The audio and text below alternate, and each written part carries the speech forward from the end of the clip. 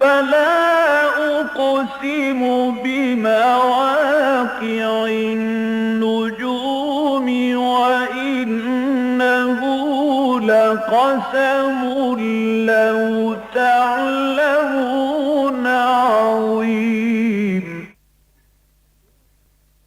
إنه لقرآن كريم في كتاب مكنون لا يمسه إلا المطهرون تنزيل من رب العالمين.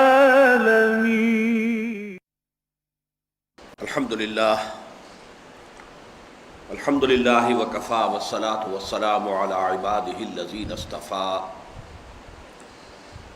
خصوصا على أفضلهم وخاتم النبيين محمد الأمين وعلى آله وصحبه أجمعين. أما بعد فقد قال الله تبارك وتعالى كما ورد في سورة البقرة: اعوذ باللہ من الشیطان الرجیم بسم اللہ الرحمن الرحیم. یسألونک عن الأہلة قل هي مواقیت للناس والحج وليس البر بأن تأتوا البيوت من ظهورها ولكن البر من اتقى وأتوا البيوت من أبوابها واتقوا الله لعلكم تفلحون. وقاتلوا في سبيل الله الذين يقاتلونكم ولا تعتدوا إن الله لا يحب المعتدين.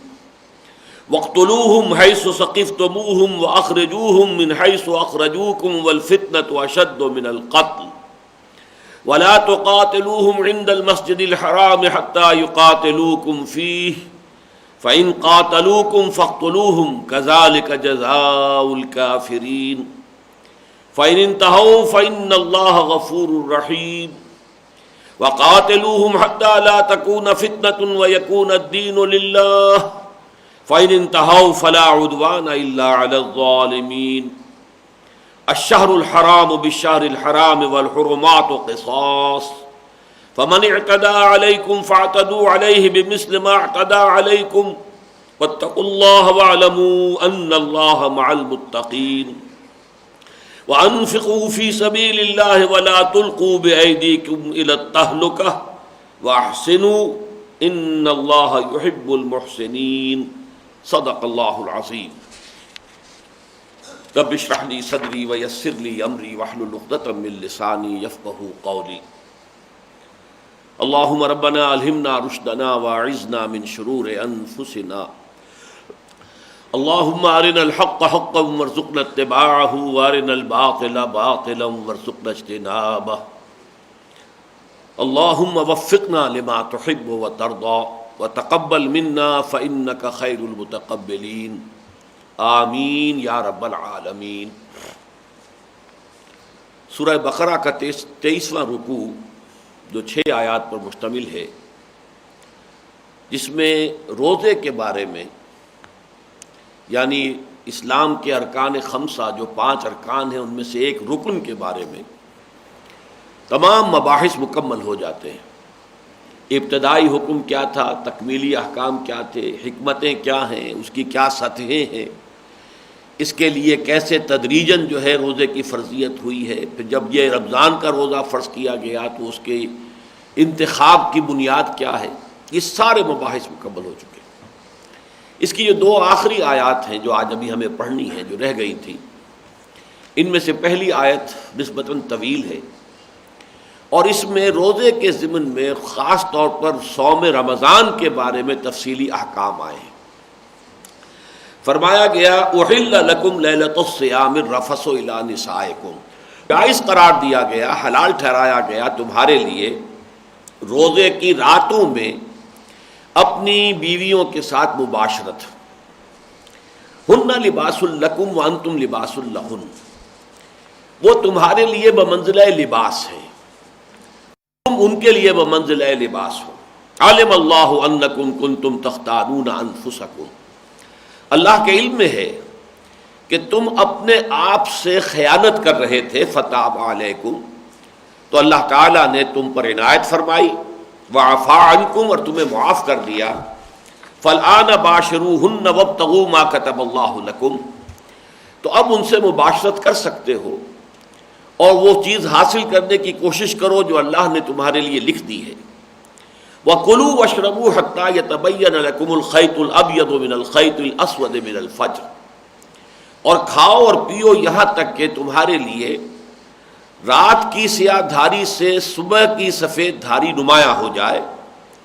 ثُمَّ أَتِمُّوا الصِّيَامَ إِلَى اللَّيْلِ، پھر روزے کو پورا کرو رات کے آغاز تک۔ وَلَا تُبَاشِرُوهُنَّ وَأَنْتُمْ عَاكِفُونَ فِي الْمَسَاجِدِ، اور عورتوں کے ساتھ، اپنی بیویوں کے ساتھ مباشرت نہ کرو اس حال میں کہ تم مسجدوں میں اعتکاف کیے ہوئے ہو۔ تِلْكَ حُدُودُ اللَّهِ، یہ اللہ کی حدود ہے، فَلَا تَقْرَبُوهَا، تو ان کے قریب بھی مت پھٹکو۔ كَذَلِكَ يُبَيِّنُ اللَّهُ آيَاتِهِ لِلنَّاسِ، اسی طرح اللہ تعالیٰ اپنی آیات کو واضح کر دیتا ہے لوگوں کے لیے، لَعَلَّهُمْ يَتَّقُونَ، تاکہ وہ تقویٰ کی روش اختیار کریں۔ یہ جو طویل آیت ہے، اس کے پس منظر کے بارے میں دو مختلف آراء ہیں۔ ایک رائے تو یہ ہے کہ ابتداءً یہ حکم ہی دیا گیا تھا کہ روزے کی راتوں میں بھی جب کہ انسان ایک مرتبہ سو جائے تو اس کے بعد پھر گویا کہ روزہ شروع ہو گیا، اور اب رات کے بقیہ حصے میں کوئی شخص اپنی بیوی کے ساتھ مباشرت نہیں کر سکتا۔ لیکن یہ ہے کہ بعد میں اس کے اندر تخفیف کی گئی اور اس میں ترمیم کر کے، یا یوں کہیے کہ اس حکم میں جزوی تنسیخ کرتے ہوئے اجازت دے دی گئی کہ روزوں کی جو راتیں ہیں اس میں جو بھی ازدواجی تعلق ہے شوہر اور بیوی کا وہ جائز ہے، اس کے اندر کوئی رکاوٹ نہیں ہے۔ اب اس کے ضمن میں دوسرا پہلو یہ ہے کہ در حقیقت یہ ایک گمان تھا جو مسلمانوں کو ہو گیا تھا کہ اس روزے کی راتوں میں مباشرت اپنی بیویوں کے ساتھ ممنوع ہے۔ یہ کوئی حکم نہیں تھا جو دیا گیا ہو، یہ وضاحت نہیں تھی کہ جو کی گئی ہو، بلکہ یہ گمان اس لیے ہو گیا تھا کہ چونکہ جو پہلا حکم آیا تھا روزے کا، جس کے بارے میں میں آپ سے عرض کر چکا ہوں کہ بہت سے سلف میں بھی اس کے قائل ہیں اور میں بھی اسی رائے کا حامل ہوں کہ وہ رمضان کے روزے کا ذکر نہیں ہے۔ کتب علیکم الصیام کما کتب علی الذین من قبلکم، تم پر روزہ رکھنا فرض کیا گیا جیسے کہ تم سے پہلی امتوں پر فرض کیا گیا تھا۔ بلکہ یہ کہ حضور نے مدینہ تشریف لاتے ہی سب سے پہلے تو جب دیکھا کہ یہودی جو ہیں وہ عاشورہ محرم کا روزہ رکھتے ہیں تو آپ نے پوچھا کہ یہ کیوں؟ تو انہوں نے کہا کہ اس دن یعنی 10ویں محرم کی جو ہے یہ ہمارا یوم نجات تھا، آل فرعون کو اللہ نے غرق کیا تھا اور بنی اسرائیل کو نجات دی تھی، تو ہم شکرانے کے طور پر روزہ رکھتے ہیں۔ تو حضور نے فرمایا کہ موسیٰ کے تو ہم زیادہ حقدار ہیں تمہاری نسبت، اور مسلمانوں کو بھی حکم دیا کہ تم بھی اب روزہ رکھا کرو۔ اس کے بعد پھر آپ نے ہر مہینے میں 3 روزے رکھنے کا حکم دیا۔ تو چونکہ اس میں کوئی تفصیلی احکام نہیں تھے اور آیت میں لفظ یہ تھا کما کتب علی الذین من قبلکم، جیسے کہ یہ روزہ فرض کیا گیا تھا ان پر کہ جو تم سے پہلی امتیں تھیں، تو گمان یہ کیا گیا کہ روزے کے ضمن میں اسلام میں بھی تفصیلی احکام وہی ہیں کہ جو یہود کی شریعت کے اندر ہے۔ یہود کے ہاں یہ معاملہ تھا کہ رات کو جب انسان سو گیا تو اب روزہ شروع ہو گیا۔ اب نہ ان کے ہاں سحری کا کوئی تصور تھا کہ طلوع فجر سے پہلے کچھ کھایا پیا جا سکتا ہے اٹھ کر، جسے ہم سحری کہتے ہیں، اور نہ یہ کہ اس دوران میں رات کے بقیہ حصے میں کوئی مباشرت ہو سکتی ہے، بلکہ یہ کہ غروب آفتاب پر روزہ ختم ہو گیا اور جب انسان سو گیا تو روزہ شروع ہو گیا۔ یہ چونکہ ان کے ہاں کے قواعد تھے تو قیاس کیا مسلمانوں نے بھی کہ شاید ہمارے ہاں بھی روزے کا یہی حکم ہے اور یہی اس کے احکام ہے، اگرچہ اس کی کوئی صراحت حضور کی طرف سے نہیں تھی، اس میں کوئی صراحت نازل ہوئی تھی، لیکن ایک گمان کی بنیاد پر بعض صحابہ جو اپنی تباہ کے اوپر یعنی صبر نہیں کر پاتے تھے اور وہ اپنی بیویوں کے ساتھ مباشرت کر لیتے تھے، تو ان کے دلوں میں یہ دغدغہ رہتا تھا کہ شاید ہم نے غلط حرکت کی ہے، یہ شاید ہم نے روزے کے احکام کی خلاف ورزی کی۔ تو میں در حقیقت اس دوسرے ویو کو زیادہ قوی سمجھتا ہوں، اس لیے کہ یہ سمجھ لیجئے کہ چند باتیں ایسی ہیں کہ جن کے بارے میں قرآن مجید میں ذکر ہے کہ ایسا ہوا، لیکن اس کے بارے میں تفصیلاً ہمیں معلوم نہیں ہے کہ آیا وہ اللہ کے حکم سے ہوا۔ مثلا حضور جب مدینہ تشریف لائے تو آپ نے مسلمانوں کو حکم دیا کہ نماز پڑھو بیت المقدس کے رخ کر کے. قرآن مجید میں کوئی آیت اس کی موجود نہیں ہے. اب جو حضور نے حکم دیا تھا اس کے دو امکانات ہیں. ایک تو یہ بھی ہے کہ حضور کو وحی خفی کے ذریعے سے اللہ کا حکم پہنچا ہو اور آپ نے وہ حکم لوگوں کو پہنچا دیا ہو، لیکن وحی جلی یعنی قرآن مجید جو وحی وطلو ہے اس میں اس کا ذکر نہیں ہے. وحی خفی تو اور بھی بہت سی شکلوں میں حضور پر آتی تھی اور وہ سب کی سب قرآن میں شامل نہیں. اور ایک شکل یہ ہو سکتی ہے کہ یہ حضور کا اپنا اجتہاد ہو جسے اللہ نے اون کر لیا. جیسے ہم حدیث کے بارے میں جانتے ہیں کہ حدیث حضور کے قول، حضور کے فعل اور حضور کی تقریر، تین چیزوں پر مشتمل ہوتی ہے. کوئی شے حضور نے فرمائی یہ بھی حدیث ہے، کوئی کام حضور نے کیا اور اس کی کسی نے رپورٹ کی، کسی صحابی نے دیکھا اور اس کو رپورٹ، یہ بھی حدیث ہے. حالانکہ اس میں حضور کا کوئی قول نقل نہیں ہو رہا، حضور کا ایک عمل نقل ہو رہا ہے. اسی طرح کوئی کام حضور کے سامنے کیا گیا اور حضور نے اس پر منع نہیں کیا، روکا نہیں، نکیر نہیں کی، تو یہ بھی گویا کہ آپ کی طرف سے امپلائڈ ہو گیا کہ یہ سینکشن ہے. یہ گویا کہ اللہ تعالیٰ اور اللہ کے رسول کی طرف سے اسے بھی ایک طرح کی ایکنالجمنٹ حاصل ہو گئی کہ یہ چیز بھی منظور ہے. تو یہ تقریر کہلاتی ہے حدیث کی اصطلاح میں، یعنی محمد الرسول اللہ کا قول، عمل اور تقریر. اسی طریقے سے ایک تقریر ہے اللہ کی طرف سے اپنے رسول صلی اللہ علیہ وسلم کے کسی فعل کی. حضور نے ایک کام کیا، اجتہاداً کیا، اپنی ایک سمجھ کے مطابق کیا، اپنی کسی مصلحت کو سامنے رکھ کر، دین کی مصلحت اس کے اعتبار سے کیا، اور اللہ نے اس کے اوپر نکیر نہیں کی، روکا نہیں. تو گویا کہ اللہ تعالیٰ کی طرف سے تقریر ہو گئی، اس کی برقرار رکھا گیا، اور یہ گویا کہ اللہ نے اس کو اون کر لیا.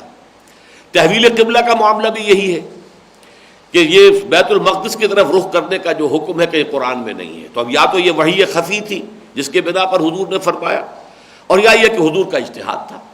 لیکن وہاں ہم یہ دیکھتے ہیں کہ حضور نے اسے اون کیا ہے وحی جلی کے اندر. وما جعلنا القبلة التي كنت عليها الا لنعلم من يتبع الرسول ممن ينقلب على عقبيه. ہم نے جو اس قبلے پر جس پر آپ تھے ہم نے آپ کو برقرار رکھا، وہ اس حکمت کے تحت کہ امتحان لے لیں ہم لوگوں کا کہ کون ہے وہ لوگ کہ جو رسول کا اتباع کرتے ہیں اور کون ہے وہ کہ جو اپنی ایڑیوں کے بل پیچھے مڑ جاتے ہیں. یعنی جن میں اپنی جاہلی عصبیت تھی اور اہل عرب ہونے کی مناسبت سے مکہ مکرمہ اور بیت اللہ کے ساتھ ان کی ایک والہانہ محبت تھی، اور وہ قبائلی بھی تھی، نسلی بھی تھی، قومی بھی تھی، جن کے اندر یہ عصبیت شدید تھی، اور وہ اب اس بیت المقدس کی طرف رخ کرنے کو پسند نہیں کریں گے تو وہ گویا کہ علیحدہ ہو جائیں گے، ان کی چھانٹی ہو جائے گی. معلوم ہو جائے گا کہ وہ رسول کے حکم کی اطاعت نہیں کر رہے، بلکہ اپنی جو قدیم ان کی عصبیتیں ہیں، جو ان کی روایات ہیں، جو ان کے قومی شاعر ہیں، وہ ان سے زیادہ متعلق ہیں اور مربوط ہیں.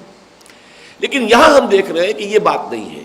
اگر تو حضور نے فرمایا ہوتا اور اس کی خلاف ورزی کر رہے ہوتا صحابہ کرام، تو پھر یہ بات نہ ہوتی کہ علم اللہ انکم کنتم تختانون انفسکم، بلکہ وہ تو یہ ہوتا کہ علم اللہ انکم کنتم تختانون اللہ والرسول، جیسے کہ سورہ انفال میں آتا ہے یا ایھا الذین آمنوا لا تخونوا اللہ والرسول وتخونوا اماناتکم.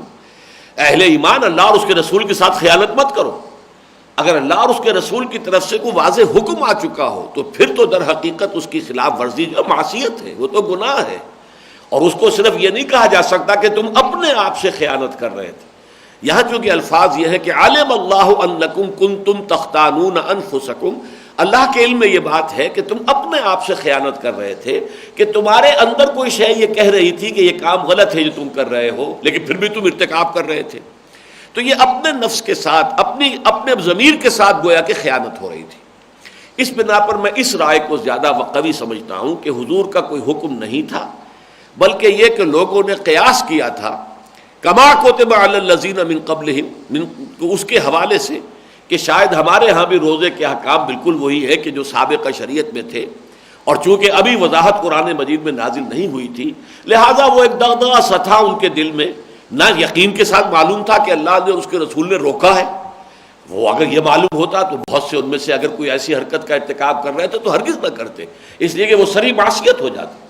لیکن یہ کہ چونکہ کوئی صراحت کے ساتھ حضور کی طرف سے یا اللہ کے کسی حکم کے تحت یہ بات نہیں آئی تھی، لہذا ارتکاب بھی کر رہے تھے اور دلوں میں یہ دغدغہ بھی تھا جس کو کہا گیا کہ علم اللہ انکم کنتم تختارون انفسکم. میرے نزدیک یہ تعبیر زیادہ قوی ہے اور ان الفاظ مبارکہ کے ساتھ زیادہ مناسبت رکھتی ہے. بہرحال رمضان کے روزے کو یہود کے روزے سے دو اعتبارات سے بالکل ممیز کر دیا گیا.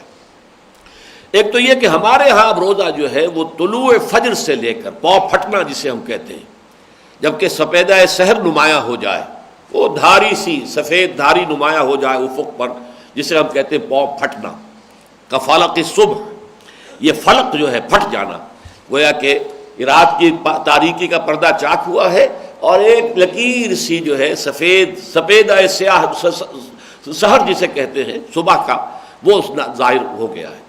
اس وقت سے شروع ہو کر اور غروب آفتاب تک جہاں سے کہ رات کا آغاز ہو جاتا ہے، یہ ہے روزہ. اور اس کے دوران کھانے پینے پر بھی پابندی ہے، اس کے دوران مباشرت پر بھی پابندی ہے.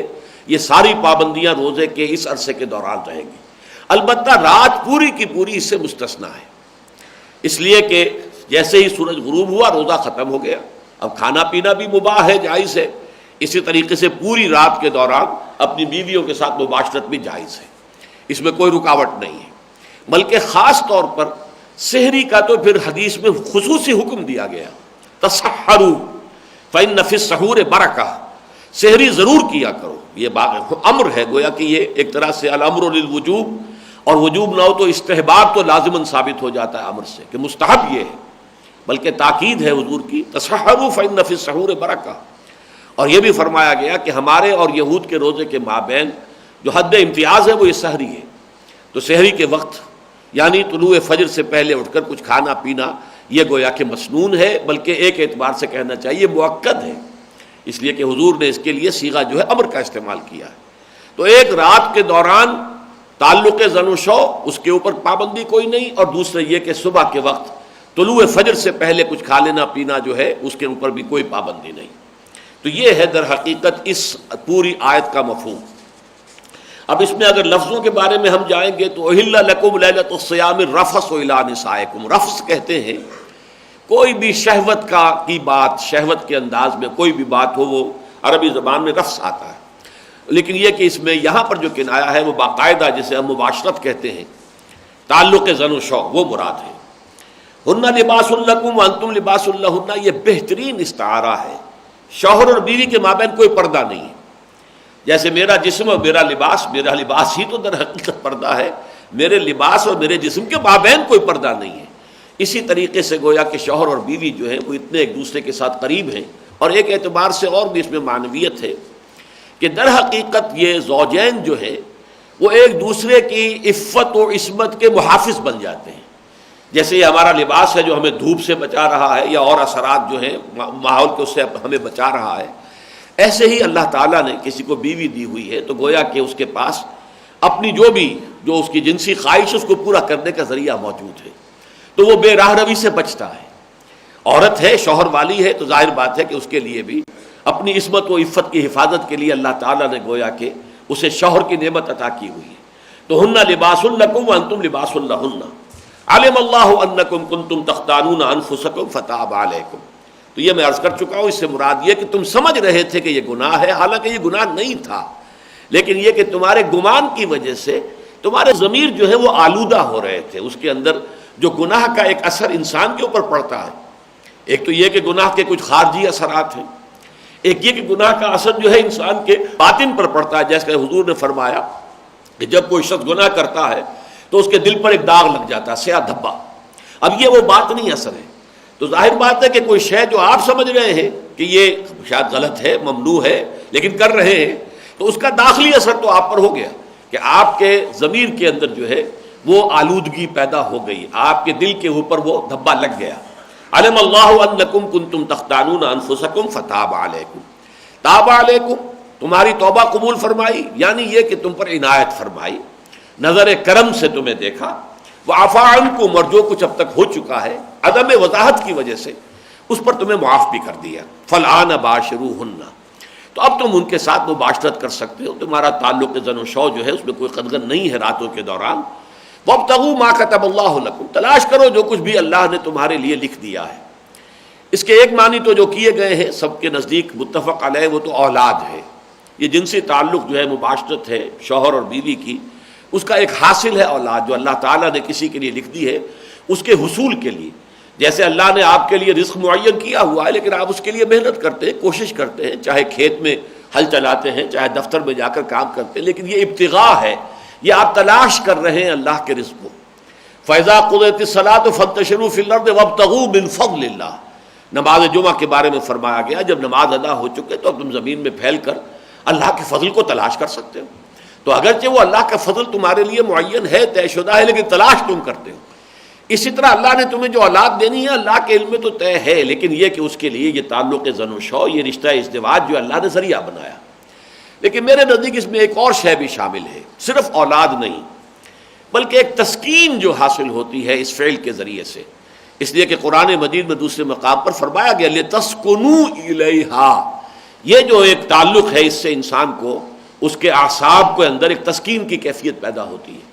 تو یہ بھی اللہ کی طرف سے ایک عطیہ ہے، اللہ تعالیٰ کی طرف سے انسانوں کے لیے ایک خیر کی بات ہے جو اللہ نے رکھی ہے. مَا كَتَبَ اللَّهُ لَكُمْ، اللہ نے تمہارے لیے اس فعل کے اندر یہ تسکین بخش پہلو رکھ دیا ہے، تو حاصل کرو، تلاش کرو.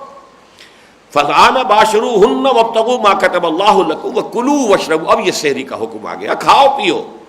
حَتَّى يَتَبَيَّنَ لَكُمُ الْخَيْطُ الْأَبْيَضُ مِنَ الْخَيْطِ الْأَسْوَدِ مِنَ الْفَجْرِ، یہاں تک کہ تمہارے لیے واضح ہو جائے، نمایاں ہو جائے رات کی سیاہی کے مقابلے میں صبح کا سفید دھاگا.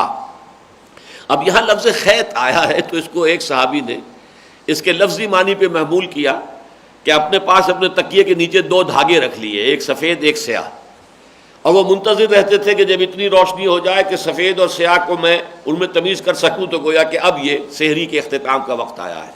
حضور نے فرمایا یہ مراد نہیں ہے، مراد اصل میں یہ ہے کہ سپیدہ سحر نمایاں ہو جائے، جس کو ہم پاؤ پھٹنا کہتے ہیں، کہ یہ لکیر جو ہے چونکہ وہ ایک لکیر کی شکل میں آتی ہے تو خیط کا لفظ اسے کہا گیا ہے کہ یہ سیاہ دھاری جو ہے رات کی، اس سے صبح کی سفید دھاری جو ہے وہ نمایاں ہو جائے.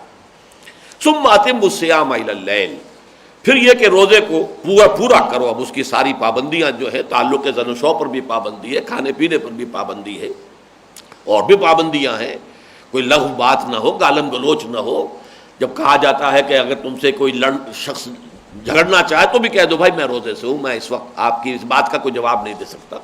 تو یہ ساری چیزیں اس میں شامل ہیں. اخلاقی پابندیاں بھی ہیں، اور یہ تو قانونی پابندیاں ہیں کہ کھانے پینے پر پابندی ہے اور تعلق زن و شو پر پابندی ہے. الی اللیل سے اہل تشیع نے یہ نکالا ہے کہ جب رات کہا گیا ہے تو اس کا مطلب یہ کہ رات کا کچھ نہ کچھ حصہ اس میں شامل ہونا چاہیے. الی اللیل یہ اصل میں فقہ کی ایک بڑی بحث ہے کہ جب یہ کہا جاتا ہے کہ اپنے ہاتھ دھو لو کوہنیوں تک، الی المرافق، تو اب یہ مرافق جو ہے، کوہنی جو یہ حد ہو گئی، غایت ہوئی، تو آیا غایت مغیہ میں داخل ہے یا نہیں؟ یہ فقہ میں بحث ہوتی ہے کہ جب اس کو کہا گیا یہاں تک دھو تو آیا اس کو بھی دھونا ضروری ہے یا یہاں تک اس کے نیچے تک دھو لیا تو کافی ہو جائے گا؟ تو ہمارے ہاں وضو کے معاملے میں تو یہی ہے کہ یہ غایت مغیہ میں شامل ہے، یعنی یہ کہ کوہنیوں کو بھی دھونا ہوگا بازوؤں کے ساتھ، اور یہ کہ اسی طریقے سے ٹخنوں کو بھی دھونا ہوگا پاؤں کے ساتھ. لیکن یہاں جو ہے روزے کے معاملے میں اہل سنت کے نزدیک رات کا آغاز جو ہے وہ در حقیقت روزے کا اختتام ہے، اور رات کا آغاز جو ہے وہ غروب شمس ہے، سورج کا غروب ہو جانا. بہرحال اس میں اہل تشیع یہ سمجھتے ہیں کہ رات کا تھوڑا سا حصہ اس میں بھی شامل ہونا چاہیے، لہذا وہ 5-7 منٹ دیر کرتے ہیں، وہ آپ کے علم میں ہے. وَلَا تُبَاشِرُوهُنَّ وَأَنْتُمْ عَاكِفُونَ فِي الْمَسَاجِدِ، یہ اضافی پابندی اب ہے اعتکاف کی. گویا کہ اس آیت میں رمضان مبارک سے متعلق اب ساری باتیں جمع ہو گئی. یہ مسنون اعتکاف آپ کو معلوم ہے کہ 21ویں شب سے شروع ہوتا ہے، 20ویں روزے کا افطار جو ہے وہ آدمی جا کر اعتکاف میں داخل ہو کر وہ افطار کرتا ہے، اور پھر چاند کے طلوع ہونے کے بعد، عید کا چاند دیکھنے یا اس کی اطلاع مصدقہ آنے کے بعد ہی وہ شخص پھر اسے اعتکاف سے باہر نکلتا ہے. یہ عرصہ جو ہے اعتکاف مسنون، اگرچہ ایک نفلی اعتکاف بھی ہوتا ہے، آپ تھوڑی دیر کے لیے 2 گھنٹے کی نیت کر کے مسجد میں داخل ہو جائیں، وہاں بیٹھیں، اللہ کا نام لیں، تلاوت کریں، قرآن پڑھیں، ٹھیک ہے، یہ 2 گھنٹے آپ نے اعتکاف میں بسر کیے. لیکن یہ کہ یہ مسنون اعتکاف نہیں کہلاتا، یہ نفلی اعتکاف ہے. اس لیے کچھ لوگ کہتے ہیں جو ذرا دین کے معاملے میں آپ کو کافی ایسی سہولتیں بھی بہم پہنچاتے ہیں کہ ایک جو ثواب ہے وہ خامخواہ بھی حاصل ہو جائے بغیر کسی اضافی آپ کی محنت کے. کہ جب بھی مسجد میں داخل ہو نماز کے لیے اعتکاف کی نیت کر لو. تو یہ در حقیقت یہ میرے نزدیک جو ہے ذرا اللہ تعالیٰ کے ساتھ اس طرح کا معاملہ کرنا کہ جو مناسب نہیں ہے. اعتکاف جو نفلی ہوگا وہ بھی یہ ہوگا جبکہ آپ اسی اعتکاف کی نیت سے مسجد میں جا رہے ہو. یہ نہیں کہ جا تو رہے ہیں نماز مغرب پڑھنے کے لیے لیکن اس کے ساتھ ہی صرف اعتکاف کا اضافی ثواب حاصل کرنے کے لیے نیت بھی اعتکاف کی کر لی جائے. بہرحال یہ میرے ذوق کے اوپر جو ہے گراں گزرنے والی بات ہے لیکن علماء اس کو جائز کہتے ہیں. لیکن اعتکاف مسنون وہ ہے جو میں عرض کر چکا. اس دوران میں راتوں میں بھی یہ پابندی ہے کہ یہ مباشرت نہیں ہوگی, کوئی تعلق زن و شو نہیں ہوگا. یہ ہو سکتا ہے کہ کسی کی اہلیہ مسجد میں آ کر کوئی مشورہ کرنا ہو, بات چیت کرنی, اس پہ ملاقات کے اوپر پابندی نہیں ہے لیکن یہ ہے کہ مباشرت نہیں ہوگی. تلک حدود اللہ فلا تقربوہا, یہ اللہ کے حدود ہیں تو تم ان کے قریب بھی نہ پھٹکو. قرآن مجید میں حدود اللہ کے ساتھ یہ دو طرح کے الفاظ آتے ہیں, فلا تعتدوہا اور فلا تقربوہا. ایک تعتدو ہے, اعتداء ہے, یعنی پھلانگ جانا. یہ اللہ کے حدود ہیں, ان کو مت پھلانگو, ان سے تجاوز نہ کرو, ان کو کراس نہ کرو. اور ایک یہ ہے, اور یہ احتیاط کا تقاضا ہے کہ ان سے کچھ فاصلے پر رہو. مبادہ یہ ہے کہ بالکل آخری حدوں کو پہنچ جاؤ تو پھر ذرا سا بھی اگر ذہول ہو جائے, ذرا سا نسیان ہو جائے, ذرا سا کوئی جذبات کے اندر کوئی ایک اٹھان پیدا ہو, کوئی ابھار پیدا ہو جائے تو آدمی جو ہے وہ جلدی سے کراس کر جائے. تو ہونا یہ چاہیے کہ ذرا keep at a safe distance, جسے آپ انگریزی میں کہتے ہیں, تھوڑا سا فاصلے پر رہو. حضور نے اس کو ایک حدیث سے بیان کیا ہے کہ الا ان لکل ملک حکم, ہر ہمن, ہر بادشاہ کی ایک محفوظ چراگاہ ہوتی ہے. وہ ایک علاقہ ہوتا تھا جس میں بادشاہ کے اپنے مویشی چر سکتے تھے, عام رعایا کے مویشی نہیں جا سکتے تھے. یہ محفوظ چراگاہ ہے, ہما ہے. اب آپ نے فرمایا کہ اگر کوئی گڈریا اپنے جو بھی غلہ ہے اس کا, بھیڑوں بکریوں کا, وہ بالکل اس چراگاہ کے عین سرحد تک لے جائے گا تو اس کا اندیشہ ہے کہ کوئی بھیڑ یا بکری چھلانگ لگائے اور بادشاہ کی ہما میں داخل ہو جائے تو پکڑا جائے گا. اب اس کا جو ہے وہ مجرم ثابت ہو جائے گا. لہذا ذرا اس ہما جو ہے اللہ تعالیٰ کی حما ہے, اس کے محارم, جن چیزوں کو اس نے حرام کر دیا ہے. الا وان حرم اللہ محارمہ, اللہ کی یہ محفوظ چراگاہ کے مانند ہے, اس میں تمہیں داخل نہیں ہونا ہے. لیکن جیسے کہ اگر کوئی گڈریا اپنا غلہ لے جائے گا بالکل قریب تو اندیشہ ہے کہ کوئی بھیڑ بکری کوئی اور جانور جو ہے وہ پھلانگ کر چلی جائے اس میں, اسی طرح اگر تم بھی بالکل قریب پہنچ جاؤ گے حرام کے تو یہ ہے کہ اس کا اندیشہ ہے کہ کسی وقت تم حرام میں ملوث ہو جاؤ. تو keep at a safe distance, اسی کو یہاں پر کہا گیا ہے فلا تقربوہا, ان سے ذرا فاصلے پر رہو, ان کے بالکل آخری حدوں تک نہ جاؤ. کذالک یبین اللہ آیاتہ للناس لعلہم یتقون, اسی طرح اللہ تعالیٰ واضح کرتا ہے اپنی آیات کو لوگوں کے لیے تاکہ وہ بچ سکیں. اب یہاں یہ تقویٰ جو ہے اپنے اصل لغوی مفہوم میں آ رہا ہے. میں عرض کر چکا ہوں وقا یقی معنی کیا ہے, بچانا, کسی دوسرے کو بچانا. ابتقا یا اتقا اس کے معنی خود بچنا, تاکہ تم بچ سکو.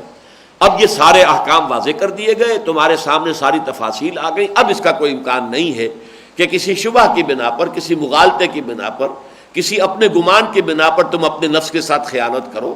اب تو گویا کہ الحلال بین والحرام بین, یہ تو بالکل واضح ہو چکی ہے کہ یہ جائز ہے اور یہ ناجائز ہے, تاکہ وہ بچ سکیں, تقویٰ کی روش اختیار کر سکیں. اچھا اب دیکھیے چھٹی آیت جو آخری آیت آ رہی ہے اس رکوع کی, اس میں اب ایک بڑا ایسا مضمون بیان ہو رہا ہے جس کا بظاہر کوئی تعلق رمضان کے ساتھ یا روزے کے ساتھ ہے ہی نہیں, بلکہ یہ کہ یہ شریعت کا ایک اور دائرہ ہے کہ حرام خوری سے انسان بچے اور ایک دوسرے کا مال جو ہے وہ کسی حرام طریقے پر ہڑپ نہ کرے. یہ شریعت کا ایک حکم ہے, بہت بڑا حکم ہے. یعنی یہ کہ حفاظت جان, حفاظت مال, حرمت جان, حرمت مال, ان دونوں ہی کے اوپر در حقیقت انسانی معاشرہ جو ہے اس کے صحت اور اس کی تندرستی کا دار و مدار ہے. لیکن اس آیت کا یہاں آنا اس کے کیا معنی ہے اس پر ہم غور کریں گے.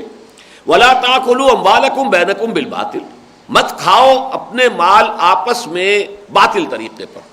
دیکھیے اموالکم کہا ہے, یعنی یہ مال جو بھی ہے, کچھ مال میرے پاس ہے, کچھ آپ کے پاس ہے, کچھ کسی اور کے پاس ہے, کچھ کسی اور کے پاس ہے, تو یہ تو ایک تو ہماری انفرادی ملکیت ہوئی, یہ میری انفرادی ملکیت ہے, یہ آپ کی انفرادی ملکیت ہے, یہ اس کی. لیکن قومی اعتبار سے یہ سب ہماری مشترکہ ملکیت ہے, یہ مسلمانوں کا گویا کہ ایک مشترکہ مال ہے. تو تم اس مشترکہ مال میں ایک دوسرے کے مال کو ہڑپ کرنے کے لیے باطل طریقے اختیار نہ کرو.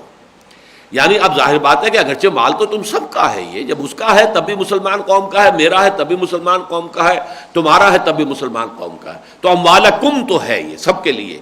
لیکن ولا تاکلوا اموالکم بینکم بالباطل، لیکن جب یہ ایک تعین ہو جاتا ہے کہ یہ مال اس کی تحویل میں، ہم یہ کہہ دیں گے اللہ کی طرف سے اس کی امانت میں ہے اس وقت یہ مال، یہ امین ہے. یہ تو کہا گیا نا کہ یہ در حقیقت انسان کے پاس جو کچھ ہے وہ امانت ہے، اصل میں تو مالک اللہ ہے، لہذا وہ اس کے پاس امانت ہے، یہ اس کے پاس. لیکن ایک دوسرے کے پاس جو امانتیں ہیں ان میں باطل طریقے سے دست درازی مت کرو کہ اس کے پاس جو امانت ہے اللہ کی اس کو تم باطل طریقے سے ہڑپ کرو. اب یہ باطل طریقے پر ہڑپ کرنا چوری سے بھی ہو سکتا ہے، ڈاکے سے بھی ہو سکتا ہے، اور یہ کہ دھوکہ دے کر کاروبار کے اندر دھوکہ دیا جا رہا ہے، جھوٹ بولا جا رہا ہے اور مال فروخت کیا جا رہا ہے اور اس کی جو ہے خرابی ظاہر نہیں کی، یہ سب باطل میں آ جائے گا. یعنی یہ کہ بالکل جائز طریقے سے جو صحیح ہو، بالکل واضح ہو. اب ظاہر بات ہے بیع و شرع ہے، آپ کہیں کسی دکاندار سے جا کر کوئی شے خریدتے ہیں، اس نے یہ قیمت لی ہے، آپ نے وہ قیمت ادا کی ہے، اور یہ کہ ظاہر بات ہے کہ اس میں اس نے کچھ کمایا ہے.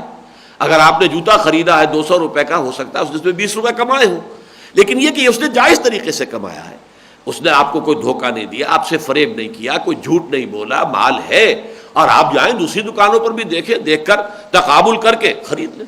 تو اس نے آپ سے کچھ حاصل تو کر لیا، آپ کے 20 روپے اس کے پاس پہنچ گئے، لیکن یہ جائز طریقے سے پہنچے، جس کو قرآن مجید کہتا ہے الا ان تکون تجارتا عن تراض، کہ تجارت ہو رضامندی کے ساتھ. اس میں بھی اگر ایکسپلائٹیشن ہو جائے گی، اس میں بھی اگر یہ ہوگا کہ ہولڈنگ ہو جائے اور ایک جو مصنوعی قلت پیدا کر کے قیمتیں بڑھا دی جائیں، یہ بہت بڑا گناہ ہے، بہت بڑا گناہ ہے، بہت بڑا گناہ ہے. اس میں یہ بھی ہے کہ آپ نے کوئی شے فروخت کی ہے، جیسے کہ دیکھا کہ ایک شخص جو ہے وہ گندم بیچ رہا تھا، تو وہ جو گندم جو ہے وہ کہیں سیلاب زدہ گندم تھی، اس نے وہ جو سیلاب زدہ تھا نیچے کر دیا، اور جو بہت صاف گندم تھی اسے اوپر کر دیا ڈھیر کے. اب یہ دھوکہ ہو رہا ہے، فریب دیا جا رہا ہے. تو یہ فریب سے، دھوکے سے، چوری سے، ڈاکے سے، جو بھی تم ایک دوسرے کا مال کھا رہے ہو، یہ بات بالباطل ہے، مت کھاؤ. وَلَا تَأْكُلُوا أَمْوَالَكُمْ بَيْنَكُمْ بِالْبَاطِلِ. اور ایک خاص بات کہی جا رہی ہے کہ جو کسی بھی منظم معاشرے میں، ظاہر بات ہے کہ کوئی حکومت ہوتی ہے تو حکام ہوتے ہیں، ان کے کچھ اختیارات ہوتے ہیں، ان اختیارات کو غلط طور پر استعمال کرانے کے لیے انہیں رشوت دینا. وَلَا تُدْلُوا بِهَا إِلَى الْحُكَّامِ. یہ دلو کہتے ہیں عربی زبان میں ڈول کو، ادلا دلوہ، یہ آتا ہے سورہ یوسف میں. حضرت یوسف علیہ السلام کو ان کے بھائیوں نے جو ایک کنویں میں پھینک دیا تھا، تو پھر جو ایک قافلے کا سقہ جو ہے وہ آگے آیا پانی لینے والا، تو اس نے اپنا ڈول نیچے ڈالا، تو حضرت یوسف نے اس کو پکڑ لیا. اب وہ سمجھ رہا تھا میں پانی کھینچ رہا ہوں، وہ تو آگے حضرت یوسف برآمد ہو گئے. تو اس نے کہا یا بشرا ھذا غلام، یہ تو ہمیں ایک بہت بڑی نعمت اور دولت مل گئی، یہ غلام مل گیا، اسے ہم بیچیں گے، پیسے کھڑے کریں گے. تو یہ ادلا دلوا کہتے ہیں، اس نے اپنا ڈول نیچے ڈالا. تدلو بہا، تم اپنے مال کو ڈول کے طور پر استعمال نہ کرو، الی الحکام، حکام تک پہنچنے کے لیے، حکام رسی کے لیے اپنا مال انہیں تھوڑا سا دو. لتاکلوا فریقا من اموال الناس بالاسم، تاکہ تم لوگوں کے، دوسرے لوگوں کے کچھ مال کو گناہ کے طریقے پر ہڑپ کر سکو. یہ ہے جو رشوت کا معاملہ ہوتا ہے. اور یہ بات نوٹ کیجئے، عام جو ہمارے ہاں مشہور ہے غلط العام، اس کے بالکل برعکس بات ہے. ہم کہتے ہیں فلاں افسر بڑا راشی ہے. راشی عربی زبان میں کہتے ہیں رشوت دینے والے کو، لینے والے کو نہیں. راشی وہ ہے جو رشوت دیتا ہے. الراشی والمرتشی کلاہما فی النار، حضور کی جو حدیث ہے، رشوت دینے والا اور رشوت قبول کرنے والا یہ دونوں جہنمی ہیں. ہمارے ہاں راشی کا لفظ آتا ہے رشوت خور کے لیے، حقیقت میں یہ راشی کا لفظ ہے رشوت دینے والے کے لیے.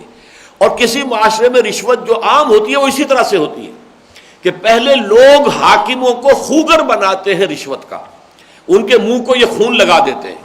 اور وہ اس لیے اب آج کل یہ ہوتا ہے کہ حکومت کا کچھ حق ہے، اسے ٹیکس آپ سے وصول کرنا، یہ اس کا حق ہے.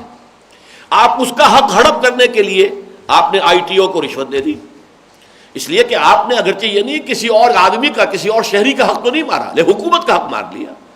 یا یہ کہ کوئی مقدمہ ہے کسی جگہ پر اور کوئی قاضی ہے، اور آپ نے اس سے اپنے حق میں فیصلہ لینے کے لیے اور کسی دوسرے کی زمین کا کوئی ٹکڑا یا کوئی اور شے ہڑپ کرنے کے لیے اسے رشوت دے دی. تو عموماً یہ ہوتا ہے کہ پھر جب یہ رشوت کا خون لگ جاتا ہے منہ کو، تو پھر وہ آپ کو آپ کا جائز حق بھی نہیں دیتے جب تک کہ آپ کچھ نہ کچھ ان کو دے نہ دیں. جیسا کہ ہمارے ہاں ہو گیا ہے کہ لوگ پوچھتے بھی ہیں کہ صاحب کوئی کام ہمارا جائز حق ہے، وہ ہمارا بالکل حق ہے، ہم کسی اور کا حق نہیں مار رہے، نہ کوئی حکومت کے جو محاصل ہیں، جو اس کے ٹیکسز ہیں، ان سے بچنے کی کوشش کر رہے ہیں. بجلی کا کنیکشن لگوانا ہے، وہ بات آگے چلتی ہی نہیں جب تک رشوت نہ دی جائے. وہ اس لیے کہ اب ان کے منہ کو رشوت لگ چکی ہے.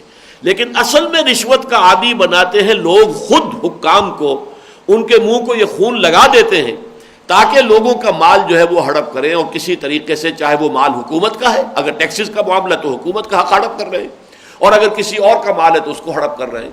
تو یہ جانتے بوجھتے کہ یہ چیز جو ہے غلط ہے، بری ہے، خراب ہے، تم یہ حرکت مت کرو. یہ تو اس آیت کا یوں سمجھیے کہ الفاظ کے اعتبار سے مفہوم ہو گیا. اب ربط پر غور کیجیے. ربط یہ ہے کہ سب سے پہلی آیت بھی ختم ہوئی تھی لفظ تقوی پر. یا ایھا الذین آمنوا کتب علیکم الصیام کما کتب علی الذین من قبلکم لعلکم تتقون. اہل ایمان تم پر روزہ رکھنا فرض کیا گیا جیسے تم سے پہلے لوگوں پر کیا گیا تھا، امتوں پر کیا گیا تھا، تاکہ تمہارے اندر تقوی پیدا ہو جائے. پھر 5ویں آیت ختم ہوئی لعلہم یتقون، تاکہ ان میں تقوی ہو، وہ بچ سکے. اب اس میں ایک عملی سوال پیدا ہوتا ہے کہ تقوی کا معیار کیا ہے، تقوی کا لٹمس ٹیسٹ کون سا ہے، کیسے معلوم ہوگا کہ تقوی ہے یا نہیں ہے. آپ ظاہر بات ہے کہ کوئی چیز ایسیڈک ہے یا الکلائن ہے اس کا فیصلہ کرتے ہیں لٹمس پیپر کے ذریعے سے. وہ نیلا جو ہے سرخ ہو گیا یا سرخ جو ہے وہ نیلا ہو گیا تو معلوم ہو گیا یہ ایسیڈک ہے اور یہ الکلائن ہے. لیکن یہ ہے کہ کیسے معلوم ہوگا کہ تقوی ہے کیا. تو یہاں اگرچہ ہمارے تصورات میں تو کچھ مظاہر ہیں، خاص لباس ہے، خاص وضاقتہ ہے، داڑھی رکھی ہوئی ہے، لباس جو ہے شلوار ہے، پاجامہ ہے، وہ ٹخنے سے اونچا ہے، یا کوئی نہ کوئی عمامہ بھی سر پر باندھا ہوا ہے، جو بھی ہے ایک وضاقتہ ہے مذہبی لوگوں کی. تو ہمارے ذہنوں میں تقوی کی تصویر یہ ہے، جیسا کہ ہم دیکھ چکے ہیں آیت البر میں، لیس البر ان تولوا وجوہکم قبل المشرق والمغرب ولکن البر من آمن باللہ. اب یہ پوری آیت ذہن میں رکھیے، اور آخر میں ختم ہوئی اولئک الذین صدقوا واولئک هم المتقون. متقی تو یہ ہوتے ہیں جن کا یہ کردار ہے جو آیت البر کے اندر تفصیل کے ساتھ بیان ہو گیا. تو یہاں پر فرمایا گیا کہ اس میں جو سب سے زیادہ لٹمس ٹیسٹ ہے وہ در حقیقت عقل حلال ہے. اگر عقل حلال ہے تو تقوی ہے، اگر نہیں ہے تو تقوی نہیں. یہ نوافل سے نہیں ہے کہ آپ خوب نمازیں پڑھتے ہیں، خوب روزے رکھتے ہیں اور حرام خوری کر رہے ہیں. اگر حرام خوری ہے تو پھر تقوی نہیں، تقوی کی نفی ہے. گویا کہ لٹمس ٹیسٹ جو ہے تقوی کا وہ یہ ہے کہ انسان اپنے پیٹ میں اور اپنے بال بچوں کے پیٹ میں لقمہ حرام نہ ڈالے بلکہ صرف حلال پر اکتفا کرے. یہ ہے اس کا ربط کہ در حقیقت تقوی جو مقصود ہے روزے کی عبادت کا لعلکم تتقون، اور یہ سارے احکام جو تمہیں دیے جا رہے ہیں اس کا مقصود یہ ہے لعلہم یتقون. تو اس کے لیے تمہارے سامنے ایک معیار رہنا چاہیے کہ وہ معیار کیا ہے، عقل حلال. حرام خوری اگر ہے تو تقوی نہیں.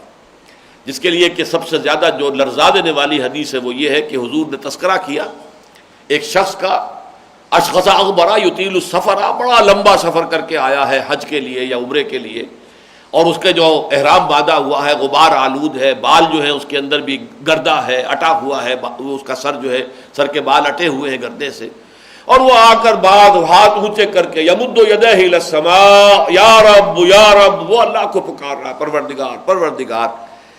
فانا یستجاب لذلک، اس شخص کی دعا قبول کیسے ہو ہی نہیں سکتی.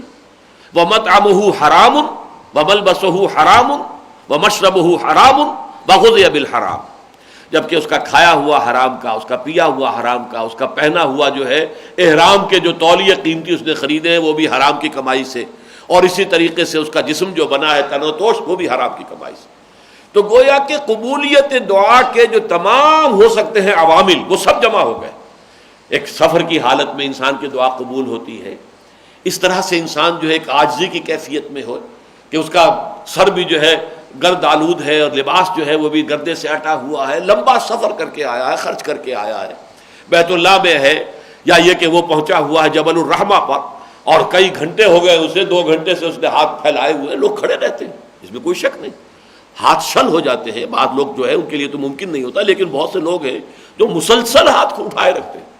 لیکن اگر وہ حرام خوری ہے تو یہ ساری چیزیں جو ہے جس کو آپ کہتے ہیں کہ multiplied by a big zero it become zero, وہ سارا کا سارا معاملہ ایک بڑے زیرو سے ضرب کھا کر وہ زیرو ہو جاتا ہے. تو یہ ہے اصل میں اس آیت کا یہ نظم کے ساتھ بڑا گہرا تعلق ہے، اور وہ یہ ہے کہ تقوی کا معیار ہے عقل حلال.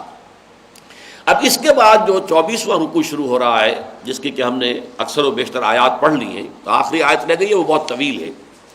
یہاں پہلے تو ربط دیکھ لیجئے کہ اب یہاں اصل میں تو ذکر شروع ہونا ہے حج کا، یہ میں پہلے بھی عرض کر چکا ہوں، چنانچہ پہلی آیت جو یہاں پہ آ رہی ہے، 2 آیتیں، وہ حج کے ضمن میں ہی ہیں، لیکن اس کے درمیان میں فوراً قتال کا حکم آ گیا، اور اس کے ربط جو ہے دونوں سے جڑ جائے گا، اس لیے کہ در حقیقت قتال فی سبیل اللہ کا جو پہلا ٹارگٹ تھا، پہلا آبجیکٹو، وہ یہی تھا کہ بیت اللہ کو مشرکین کے تسلط سے آزاد کرایا جائے۔ یہ بیت اللہ جو حضرت ابراہیم اور اسماعیل نے اس کی تعمیر کی تھی، تو خدائے واحد کی عبادت کے لیے، ربنا لیقیموا الصلاۃ، تاکہ اے اللہ تیرے لیے یہاں پر نماز قائم کی جائے۔ اس کے لیے جو کہا گیا تھا کہ اذن فی الناس بالحج، اب اس کے لیے حج کی بھی تم ندا لگاؤ، پکارو لوگوں کو۔ تو یہ تو توحید کا مرکز تھا، جس کو کہ 360 بت رکھ کر شرک کا اڈا بنا دیا گیا، اور مشرکین اس کے متولی بن کر بیٹھے ہوئے ہیں، اور اہل ایمان کے لیے وہ اب جانا وہاں پہ جو ہے وہ ممنوع ہے، وہ جا نہیں سکتے، نہ حج کر سکتے ہیں، نہ وہ عمرہ کر سکتے ہیں، ان کے لیے پابندیاں ہیں۔ تو گویا کہ اب جب کہ حضور کو اور مسلمانوں کو اللہ تعالیٰ نے ایک جگہ عطا فرما دی، ایک بیس جسے ہم کہتے ہیں، کسی بیس سے ہی در حقیقت کوئی آفینسو لانچ ہوتا ہے، پہلے کوئی قاعدہ ہو، کوئی بیس ہو، پھر اس سے آگے جو ہے آپ کو اقدام کریں گے، وہ بیس اللہ نے مدینے میں عطا کر دیا۔ تو اب قتال، اور قتال کا پہلا ہدف جو ہے وہ یہی ہے کہ بیت اللہ کو لبریٹ کرایا جائے، اور یہ جو ارض حرم ہے اسے مشرکین کے تسلط سے آزاد کرایا جائے۔ اس حوالے سے حج کے ذکر سے پہلے ہی، بلکہ کہنا چاہیے اصل مناسک کے حج کے ذکر سے پہلے قتال کا حکم آ گیا، اور اس کا سابقہ رکوع سے تعلق یہ ہے جو میں نے شروع میں عرض کیا تھا کہ عرب صوم سے جو واقف تھے وہ اس اعتبار سے کہ وہ اپنے گھوڑوں کو روزہ رکھوایا کرتے تھے، انہیں بھوک اور پیاس کا اور دھوپ کی شدت برداشت کرنے کا عادی بناتے تھے، تو اسی سے لفظ لیا ہے قرآن مجید نے یہ صوم۔ تو گویا کہ تمہیں بھی اب قتال کے لیے تیاری کرنے کے لیے یہ تمہیں مشقت کرائی گئی ہے کہ تم پورے دن جو ہے بھوک اور پیاس کو برداشت کرو اور یہ سختیاں جھیلو۔ تو گویا کہ اس سے بھی ایک ربط ہے کہ یہ صوم کے احکام کے ختم ہوتے ہی فوراً اب یہاں پر قتال کا حکم آ رہا ہے، بلکہ اس کے اندر آغاز کر دیا گیا ہے حج کے ذکر کا، اگرچہ مناسک حج جو ہیں وہ ان 6 آیتوں کے بعد آئیں گے۔ فرمایا یسألونک اہلہ، اہلہ جمع ہے ہلال کی، ہلال کہتے ہیں جو نیا چاند ہوتا ہے، پہلی تاریخ کا چاند، وہ ہلال ہے۔ تو اہلہ کے بارے میں اب 3 آراء ہیں۔ ایک رائے یہ ہے کہ یہ ہلال جو ہے یہ ایک ہلال، لیکن یہ کہ ہر مہینے آنے والے ہلال جو ہیں تو گویا کہ اس لیے جمع آ گئی ہے۔ ایک رائے یہ کہ اہلہ جو ہے اسی ہلال کی جو گھٹتی بڑھتی صورتیں ہیں، یہی ہلال بڑھتا رہتا ہے، پورا چاند ہو گیا، پھر گھٹنا شروع ہوا، پھر وہ یہ کہ پھر وہی حتیٰ عاد کالعرجون القدیم، جیسے وہ پہلی شب کا چاند تھا ویسے ہی آخری جو چاند ہے وہ بھی ویسا ہی رہ گیا۔ تو اس کو گھٹنے بڑھنے والی صورتوں کو اہلہ کہا گیا ہے۔ لیکن ایک رائے جو خاص طور پہ مولانا امین نصر اصلاحی صاحب نے بیان کی ہے اور مجھے اس میں بہت وزن معلوم ہوا، وہ یہ کہ یہاں در حق الاہلہ، ہلال جو ہے وہاں پہ عرب میں کسی مہینے کے لیے بھی آتا تھا، جیسے لیل کا لفظ آتا تو رات دن کے لیے آتا ہے، 7 لیال و 8 ایام، لیکن یہ کہ کہیں ایسا بھی ہوتا ہے صرف وہ راتوں کا ذکر ہوتا ہے، لیکن یہ کہ اسی طریقے سے ہلال سے مراد در حقیقت مہینہ ہوتا ہے۔ اور ان کا خیال یہ ہے کہ یہاں در حقیقت اشہر حرم کے بارے میں سوال کیا گیا تھا کہ یہ جو حرام مہینے ہیں، اب قتال کا حکم اگر آ رہا ہے اور قتال کے حکم کے ضمن میں اگر کہیں مسئلہ آ جائے کہ اشہر حرم کی حرمت جو ہے وہ پامال ہونے کا اندیشہ ہو تو کیا کیا جائے؟ یا اسی طریقے سے حرم کی سرزمین ہے کہ وہاں پر قتل و غارت جو ہے ممنوع ہے، حرم کا علاقہ ہے، اگر اسی قتال کے ضمن میں کوئی ایسی نوبت آ جائے کہ وہاں اقدام کرنا پڑے مجبوراً تو اس کا کیا حکم ہوگا؟ آیا یہ حرمتیں ہر حال میں برقرار رہیں گی؟ کوئی بھی اس کو جو ہے اس کے معاملے میں کوئی ایکسیپشن، کوئی استثناء نہیں ہے، یا یہ کہ اس کے اندر کوئی استثناء ہے؟ چونکہ یہ واقعہ بھی ہو گیا تھا بالفعل، یوں سمجھ لیجئے اس کے پس منظر کو جاننے کے لیے کہ در حقیقت ایک ہے اذن قتال، ایک ہے حکم قتال، ان دونوں میں زمین آسمان کا فرق ہے۔ اذن قتال جو ہوا ہے وہ سورہ حج کی آیت سے ہوا ہے، اذن للذین یقاتلون بانہم ظلموا وان اللہ علی نصرہم لقدیر، اور اس آیت میں یقاتلون تو ہے وہ عام قرات ہے، امام عاصم کی جو قرات ہے وہ یہی ہے حفص کی روایت سے، لیکن ایک روایت یہ بھی ہے یقاتلون بانہم ظلموا، اجازت دی گئی ان لوگوں کے لیے جو اب قتال کر رہے ہیں اس بنا پر کہ ان پر ظلم کیا گیا. اور ایک روایت یہ ہے جو میں نے عرض کیا عام طور پر جو ہمارے ہاں معروف ہے، یقاتلون، جن پر جنگ ٹھونس دی گئی ہے، ان پر ظلم کیا گیا ہے، تو اس لیے اب ان کے ہاتھ کھولے جا رہے ہیں. یعنی مکے میں تو ان کے ہاتھ بندھے ہوئے تھے، کفو ایدیکم، اپنے ہاتھ بندھے رکھو. اگرچہ اس کے بارے میں بھی وہی بات ذہن میں رکھیے کہ یہ الفاظ کسی مکی صورت کے اندر موجود نہیں ہے، بلکہ سورہ نساء میں آئے ہیں. کہ ذرا خیال کرو، ایک زمانہ وہ تھا جب تم سے کہا گیا تھا کہ اپنے ہاتھ رو کے رکھو، بندھے رکھو، کوئی جوابی کارروائی نہ کرو. وہ بھی معلوم ہوتا ہے اب دو ہی امکانات ہیں کہ حضور نے حکم دیا تھا.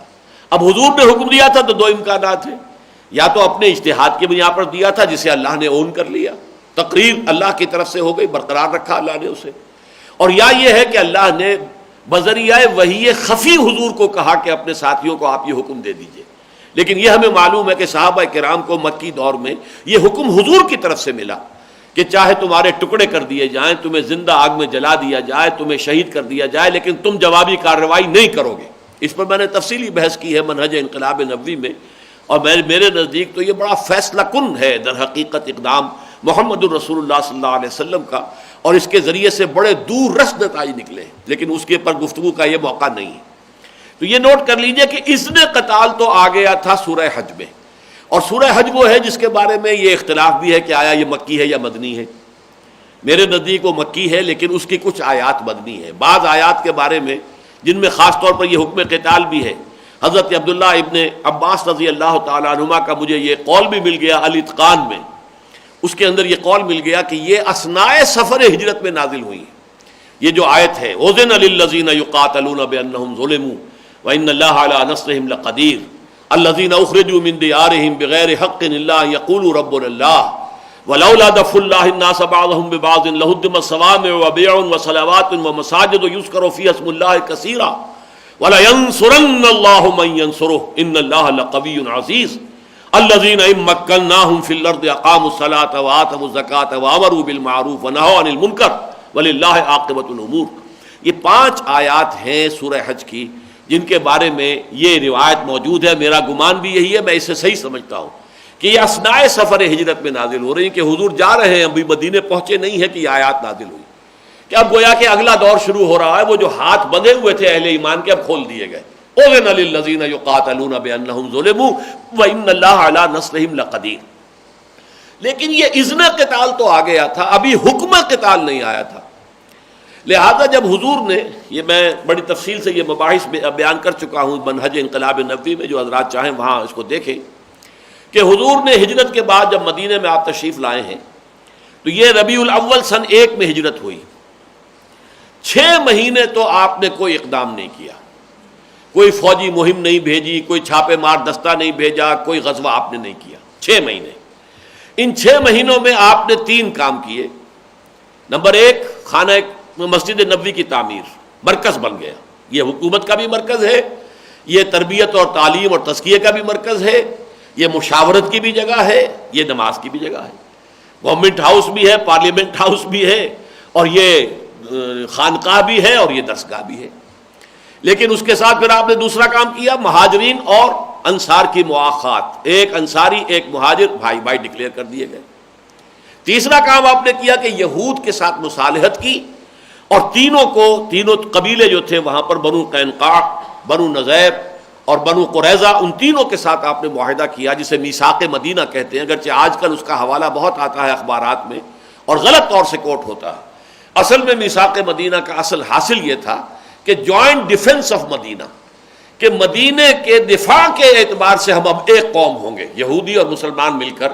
یہ گویا کہ جوائنٹ پیکٹ تھا، جوائنٹ ڈیفنس پیکٹ، کہ جو یہودیوں کے ساتھ حضور نے کیا کہ اگر مکے والے آ کر یہاں مدینے پر حملہ کریں گے تو یہ صرف اوس اور خزرج ہی نہیں ہوں گے کہ جو دفاع کریں گے، بلکہ یہاں کے تینوں قبیلے بھی دفاع کریں گے. اس میں آپ چاہیں تو چوتھا کام اور ایڈ کر لیجئے جو حضور نے کیا، یعنی بیت المقدس کی طرف رخ کرنے کے نماز پڑھنے کا حکم. اور اس میں بھی گویا کہ ایک طرح کی مصالحانہ روش تھی یہود کے ساتھ، کہ حضور نہیں چاہتے تھے کہ پہلے دن ہی سے یہود کے ساتھ جو ہے کوئی وہ ہمارا معاملہ ٹھن جائے، اور وہ جو ہے ابتدا ہی سے پہلے دن ہی سے بیخ کنی کے اوپر اپنی پوری قوت صرف کر دیں.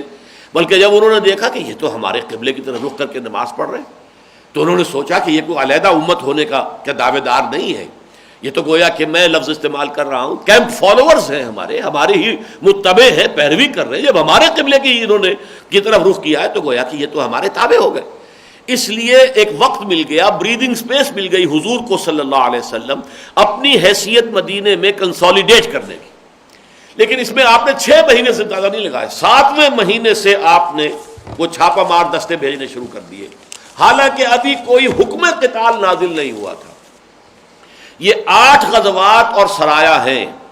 رمضان سن 1 ہجری میں سریہ سیف البحر، شوال سن 1 ہجری میں سریہ رابغ، ذی قعدہ سن 1 میں سریہ خرار، سفر سن 2 میں غزوہ ابوا یا ودان جس میں حضور بھی تشریف لے گئے تھے، غزوہ اسی کو کہتے ہیں. پھر جو ہے ربیع الاول سن 2 میں ہوا ہے بوات، پھر غزوہ ہوا ہے ربیع الاول سن 2 ہی کے اندر صفوان کا، پھر جمادی الاول اور جمادی الاخری میں ہوا ہے سن 2 میں غزوہ ذی العشیرہ، اور پھر رجب میں ہوا ہے سریہ نخلہ. یہ 8 4 سرایا ہیں، 4 غزوات ہیں. 4 میں حضور خود بھی شریک ہوئے اور 4 جو ہے وہ آپ نے صرف لوگوں کو بھیج دیا، خود شریک نہیں ہوئے. اس وقت اس پر جو ہے وہاں جو ذرا کمزور لوگ تھے مسلمانوں میں سے، جنہیں جانیں پیاری تھیں، جس کو ہو جان و دل عزیز اس کی گلی میں جائے کیوں، وہ گلی میں تو آ گئے. پورا جب قبیلہ جو ہے اوس کا طے کر رہا ہے کہ اب ایمان لانا ہے تو وہ بھی ایمان لے آئے. اب پورے قبیلے کے ساتھ وہ اب کیسے علیحدہ راستہ اختیار کرتے، لیکن ایمان ان کے دلوں میں ابھی پوری طرح جاگزین نہیں ہوا تھا.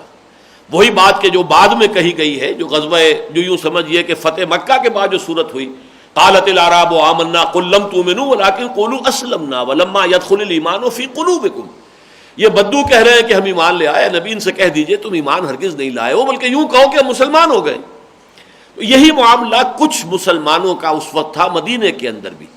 اب انہوں نے یہ کہنا شروع کیا، اور یہ پھر یہود جو ہیں، خاص طور پر جب تحویل قبلہ ہو گئی تو یہود کے کان بھی کھڑے ہو گئے کہ یہ تو کوئی ایک نئی امت بن رہی ہے جو کہ ہماری حیثیت کو چیلنج کرے گی. تو اب یہود نے ان کو بھڑکانا شروع کیا. اسی وجہ سے یہ تشویش بھی مسلمانوں میں پیدا ہوئی جو ہم پڑھ چکے ہیں کہ اگر یہ اصل قبلہ جو ہے خانہ کعبہ تھا تو ہم نے 16 مہینے جو نمازیں پڑھی وہ تو گئیں، وہ تو بیکار گئیں، غلط رخ پر پڑھی گئیں. اور نماز تو اصل ایمان ہے. تو گویا کہ جو وہاں پر جو دوسرے پارے کے شروع میں جو آیات آئی ہیں وَمَا كَانَ اللَّهُ لِيُضِيعَ إِيمَانَكُمْ، ان کو اطمینان دلایا گیا کہ یہ نہ سمجھو وہ بھی اللہ کے رسول کے حکم سے تھا، اللہ کے حکم سے تھا، وہ بھی صحیح تھا. وہ نمازیں تم نے پڑھی ہیں تو صحیح پڑھی ہیں. اب اللہ کا حکم یہ ہے ادھر رخ کرو گے تب بھی صحیح ہوگا. لیکن یہ تشویش وہ پیدا کرتے تھے کہ یہ کیسے نبی ہے، کیسے رسول ہے جن کا قبلہ ہی معین نہیں ہے، کبھی شمال کی طرف رخ کر کے نماز پڑھ رہے ہیں، کبھی جنوب کی طرف. تو اس طرح کی جو تشویش پیدا ہوتی تھی ان میں سے ایک تشویش یہ بھی تھی کہ یہ تو حضور نے خود اپنے طور پر جو ہے، جسے آج ہم اپنی زبان میں کہتے ہیں، میں لفظ آ رہا تھا لیکن میں روک رہا ہوں، حضور کے ذکر میں وہ لفظ استعمال کرنا مناسب نہیں ہے. اللہ کا شکر ہے کہ بر وقت مجھے تنبہ ہو گیا کہ یہ تو خود آپ نے آگے بڑھ کر اقدام کر لیا ہے. ابھی اللہ کی طرف سے تو حکم آیا ہی نہیں، اللہ نے اذن دیا ہے نا. تو اذن کا تو مطلب یہ کہ اگر تمہارے اوپر جنگ کی جائے، چڑھائی کی جائے تو دفاع کے اندر جنگ کرو. اس سے تو نتیجہ صرف یہ نکلتا ہے. لیکن یہ کہ محمد صلی اللہ علیہ وسلم نے تو آگے بڑھ کر خود جو ہے یہ لشکر بھیجنے شروع کر دیے، چھاپا مار دستے بھیجنے شروع کر دیے. اس کا تو حکم آیا ہی نہیں تھا. لہذا اس میں جو چہمے گوئیاں شروع ہوئی ہیں اس کے جواب میں پھر ایک تو یہ آیات نازل ہوئی ہے جو اس وقت ہم پڑھ رہے ہیں، اور ایک مکمل سورت نازل ہوئی ہے جس کا نام ہی سورہ قتال ہے، سورہ محمد صلی اللہ علیہ وسلم، اور سورہ قتال 26ویں پارے میں. چنانچہ وہاں پر تو باقاعدہ ذکر یہ کیا گیا ہے کہ ان میں سے کچھ لوگوں نے کہا یہ وَيَقُولُ الَّذِينَ آمَنُوا لَوْلَا نُزِّلَتْ سُورَةٌ، کچھ اہل ایمان ایسے بھی ہیں جو کہہ رہے ہیں کہ کوئی سورت کیوں نازل نہیں ہوئی، قرآن کے اندر کوئی حکم تو ابھی قتال کا آیا نہیں ہے، اور یہ حضور نے پہلے ہی جو اقدام شروع کر دیا ہے. یہ تو خام خواہ جو ہے آ بیل مجھے مار، یہ تو گویا کہ خود جو ہے کیوں نہ ہم امن کے ساتھ، جیسے آج بھی کوئی سوچ سکتا ہے صرف تبلیغ سے کام بن سکتا ہے، اگر گڑ دے کر کسی کو مارا جا سکتا ہو تو زہر دینے کی ضرورت کیا ہے، صرف تبلیغ کرو، صرف دعوت و تبلیغ کے ذریعے سے انقلاب برپا کر دو.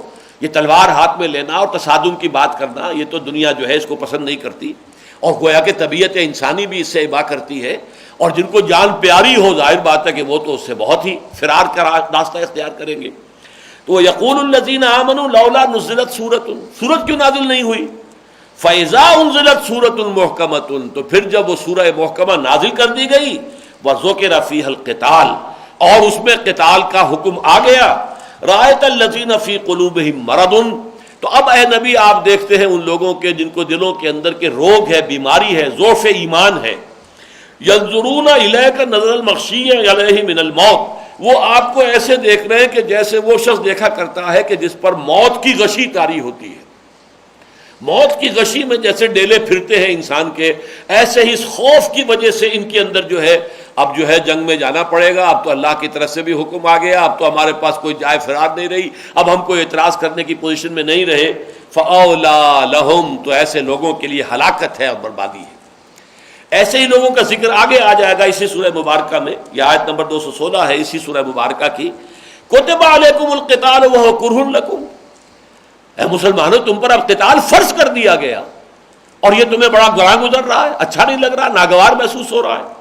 وَعَسَىٰ أَن تَكْرَهُوا شَيْئًا وَهُوَ خَيْرٌ لَكُمْ، اور ہو سکتا ہے کہ تم کسی چیز کو ناپسند کرو درا حالانکہ اسی میں تمہارے لیے خیر ہو۔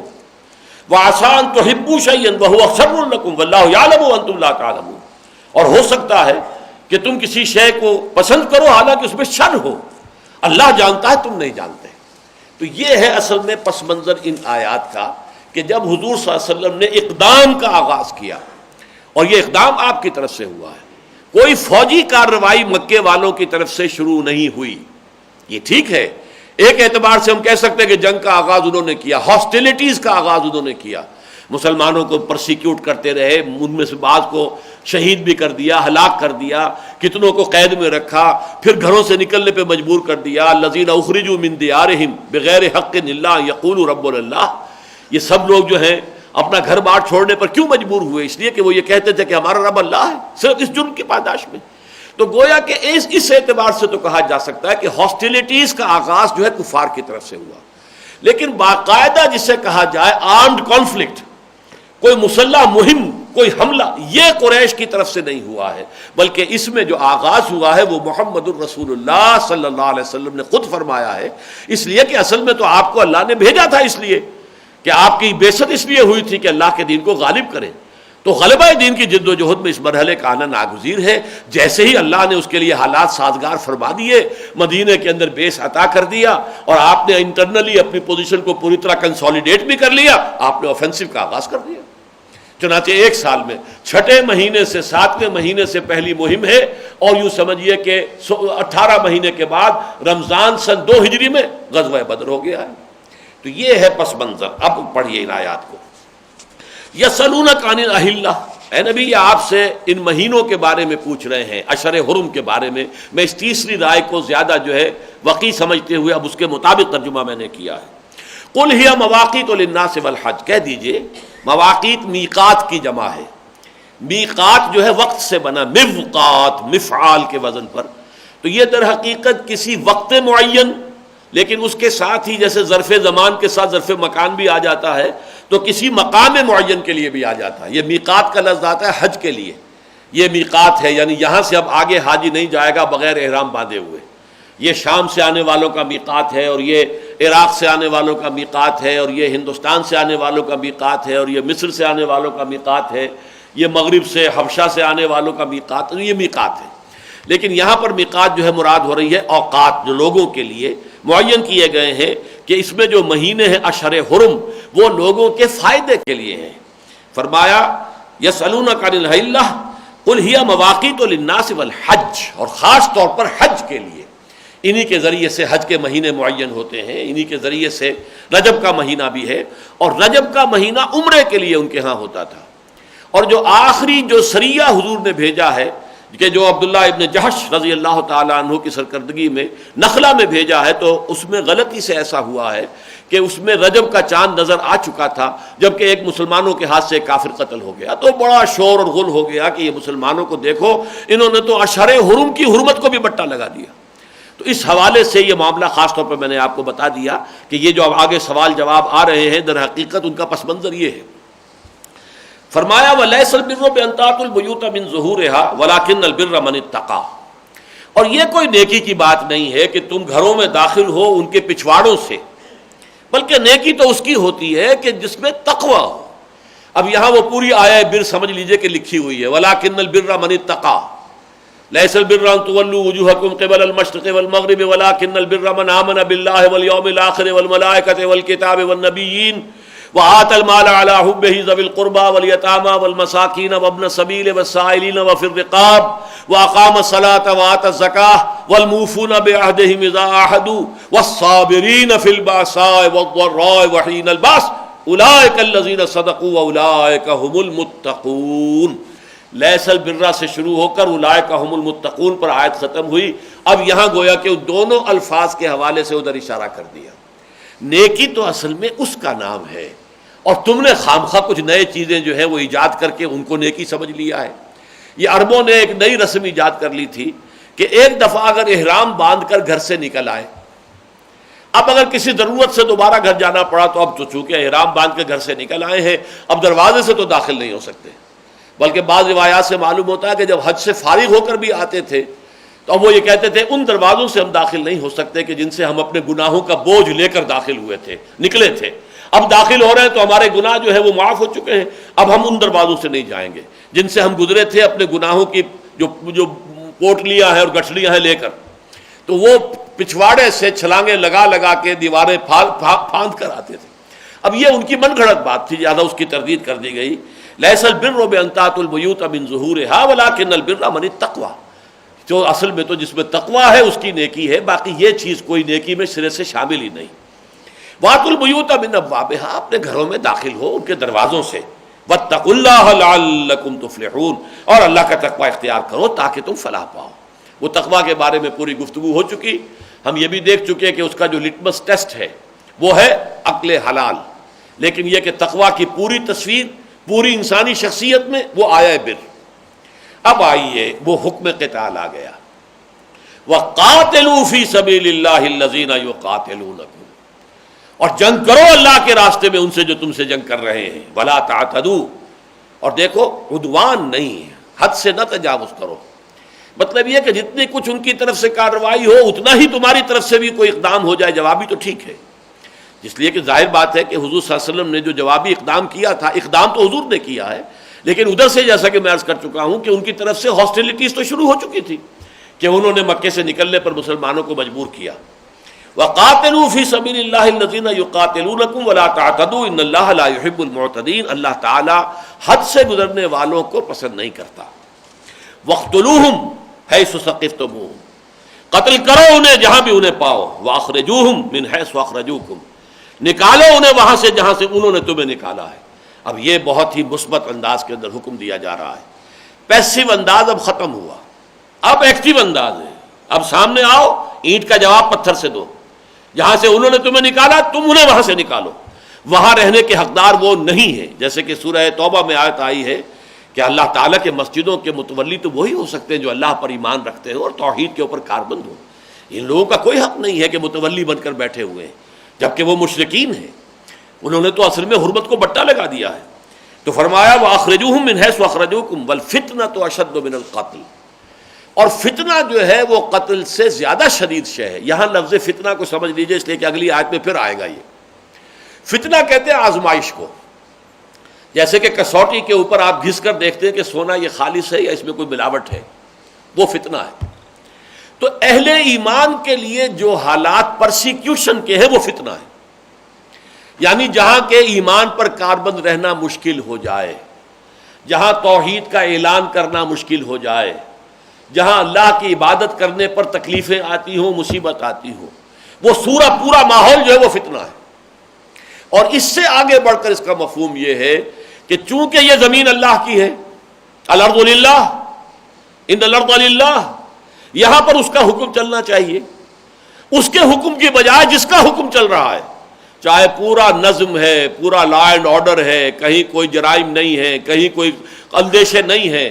جیسے کہ ڈاکوؤں کا کوئی اڈا ہے اور وہاں پر انٹرنلی پورا امن ہے، لیکن ہے تو ڈاکوؤں کا اڈا، وہ تو وہاں پہ ڈاکو بستے ہیں. اسی طریقے سے چاہے بظاہر امن ہے، کوئی پرسیکیوشن نہیں ہے، لیکن جہاں غیر اللہ کی حکومت ہے وہ فتنہ ہے، وہ فساد ہے، وہ اللہ کے خلاف بغاوت ہے. چنانچہ وہ آگے آیت کے اندر یہی مفہوم اس کا آئے گا. تو فرمایا یہ والفتنۃ اشد من القتل، یہ ابھی پس منظر میں وہی لوگ ہیں جو کہتے تھے آخر جنگ کی کیا ضرورت ہے، کہ یہ خام خواہ کی چھیڑ چھاڑ ہم نے شروع کر دی ہے، یہ خام خواہ ان کے ساتھ جو ہے قریش کے ساتھ ہم جنگ مول لینے کے درپے ہو گئے ہیں، کیا ضرورت ہے؟ ہمیں تو دعوت اور تبلیغ کے ذریعے سے بات پہنچانی چاہیے. وما علینا الا البلاغ، ہمارے اوپر تو ذمہ داری بھی سوائے پہنچانے کے اور کچھ نہیں ہے. تو یہ سورہ قتال جو ہے، سورہ محمد کا دوسرا نام سورہ قتال بھی ہے صلی اللہ علیہ وسلم. اس میں یہ بات کہی گئی ہے کہ اے مسلمانوں، اب امن اور صلح جوئی کی طرف نہ جاؤ. اب وہ مرحلہ شروع ہو چکا ہے اقدام کا، کہ اب تو کفر اور شرک کے خلاف تمہیں اقدام کرنا، آفینسو لینا ہے. لہذا اب یہ صلح پسندی اور صلح جوئی اور صلح کل انداز جو ہے یہ صحیح نہیں ہے. یہ جب سورہ قتال ہم پڑھیں گے تو پورے مضامین تفصیل سے آئیں گے. تو یہ انہی کو کہا جا رہا ہے والفتنۃ اشد من القتل. تم صرف انسانی جان لینے کو سمجھتے ہو کہ بہت بڑا کام ہو گیا. اگر اللہ تعالیٰ پر ایمان کے حوالے سے کسی شخص کو پریشان کیا جا رہا ہے تو تمہارے نزدیک وہ معمولی بات ہے. مکے میں جو کچھ ہو رہا تھا اہل ایمان کے ساتھ وہ معمولی بات تھی کہ لوگوں کو توحید سے برگشتہ کرنے کے لیے ان پر جبر اور تشدد کیا جا رہا تھا. والفتنۃ اشد من القتل، فتنہ جو ہے وہ قتل سے کہیں زیادہ بھاری شے ہے اللہ کی نگاہ میں. ولا تقاتلوہم عند المسجد الحرام. اب یہاں آ گیا مسئلہ، یہ حرمتیں جو ہیں، ایک اشہر حرم کی حرمت ہے، ایک جو حرم کی سرزمین ہے اس کی حرمت ہے. جو محترم مہینے ہیں ان میں جنگ نہیں ہو سکتی، اس میں کوئی خون ریزی غارت گری نہیں ہو سکتی. یہ عرب کی پرانی روایت چلی آ رہی تھی حضرت ابراہیم کے زمانے سے. اور یہ جو مہینے تھے یہ ان کے لیے بہت غنیمت تھے. اس میں کاروبار ہوتا تھا، قافلے ادھر ادھر جاتے تھے، کہیں کوئی کسی کو چھیڑتا نہیں تھا، کوئی کسی کو تکلیف نہیں دیتا تھا. تو یہ مہینے ان کے لیے ایک طرح کے رحمت تھے، جیسے کہ قریش کے لیے یہ سرزمین حرم رحمت بن گئی تھی. لإلاف قریش إِلَافِهِمْ رِحْلَةَ الشِّتَاءِ وَالصَّيْفِ فَلْيَعْبُدُوا رَبَّ هَذَا الْبَيْتِ الَّذِي أَطْعَمَهُم مِّن جُوعٍ وَآمَنَهُم مِّن خَوْفٍ. اس گھر کی وجہ سے انہیں امن نصیب ہے. مکے پر تو کوئی چڑھائی کر کے آ ہی نہیں سکتا کہ وہ ارض حرم ہے. مکے کے اوپر کوئی غارت گری کیسے کرے گا، وہ تو ارض حرم ہے.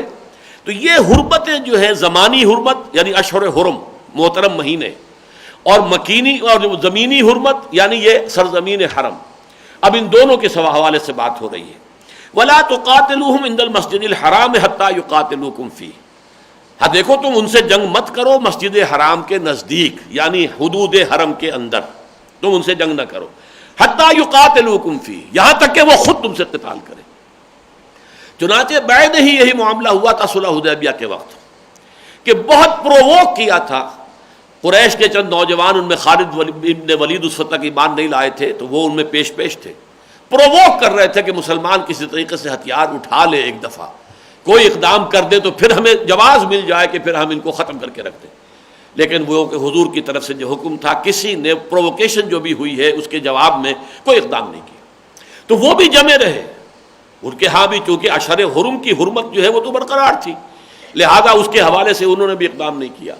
البتہ بعد میں جب یہ خبر مشہور ہو گئی کہ حضرت عثمان شہید کر دیے گئے اور حضور نے اب بیعت لی قتال کی، تو پھر یہ ہے کہ اس کا اندیشہ ہو گیا تھا کہ اب جنگ ہوگی.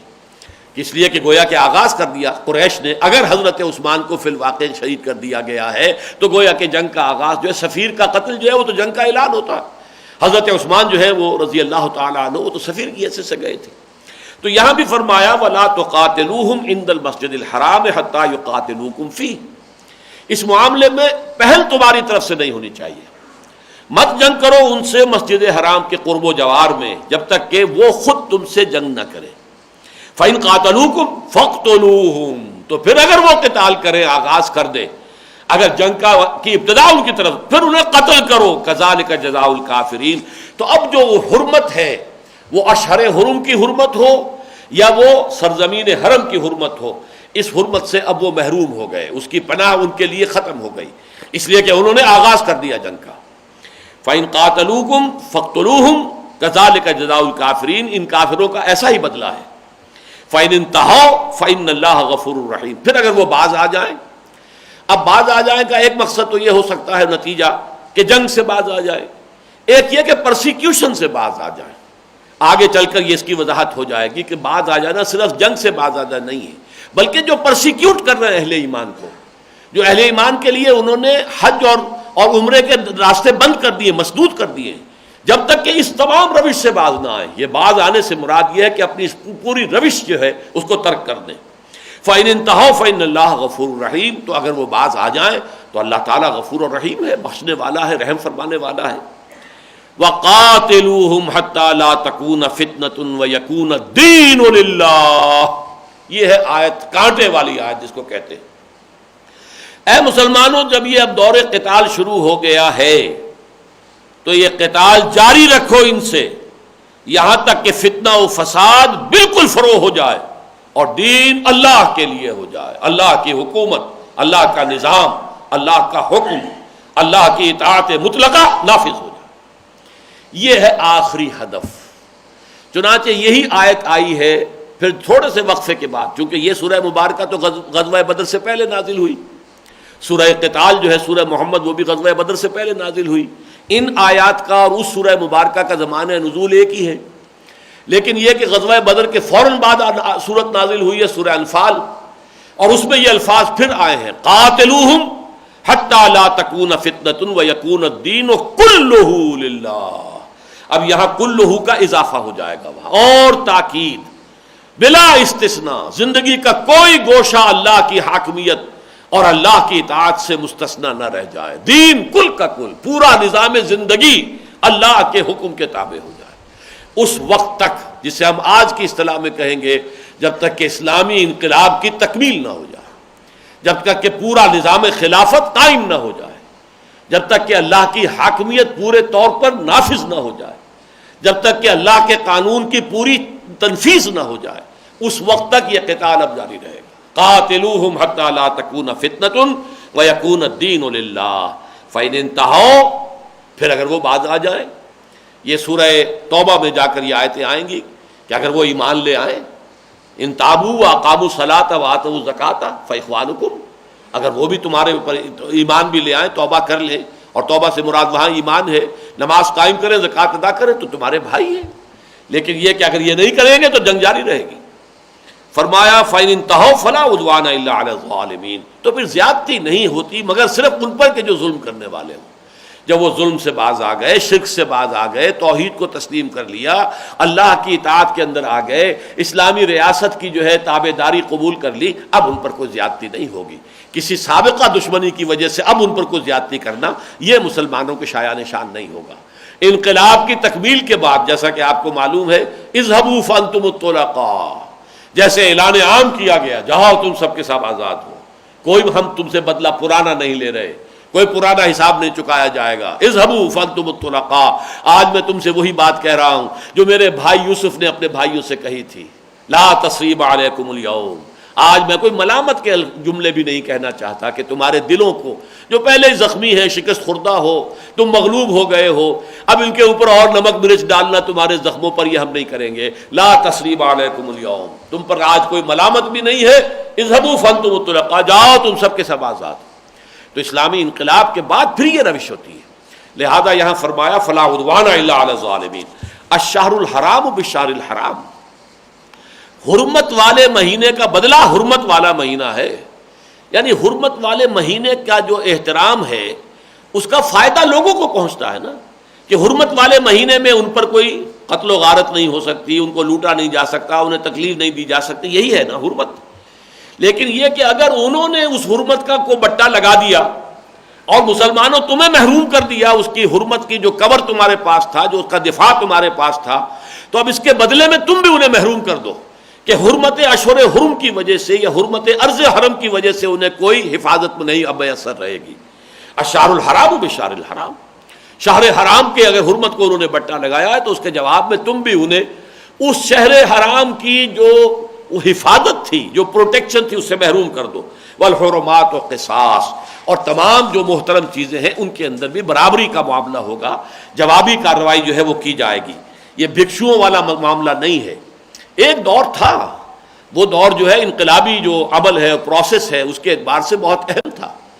حضرت عیسیٰ علیہ السلام کی زندگی میں چونکہ اس سے آگے کا مرحلہ آیا ہی نہیں تھا، لہذا وہاں یہ ہمیں ملتا ہے کہ اگر کوئی تمہارے داہنے گال پہ تھپڑ مارے تو بایاں بھی پیش کر دو۔ تمہیں اگر کوئی 1 میل لے کر جانا چاہے کسی بیگار میں کوئی بوجھ اٹھا کر تو 2 کوس جانے کو تیار ہو جاؤ۔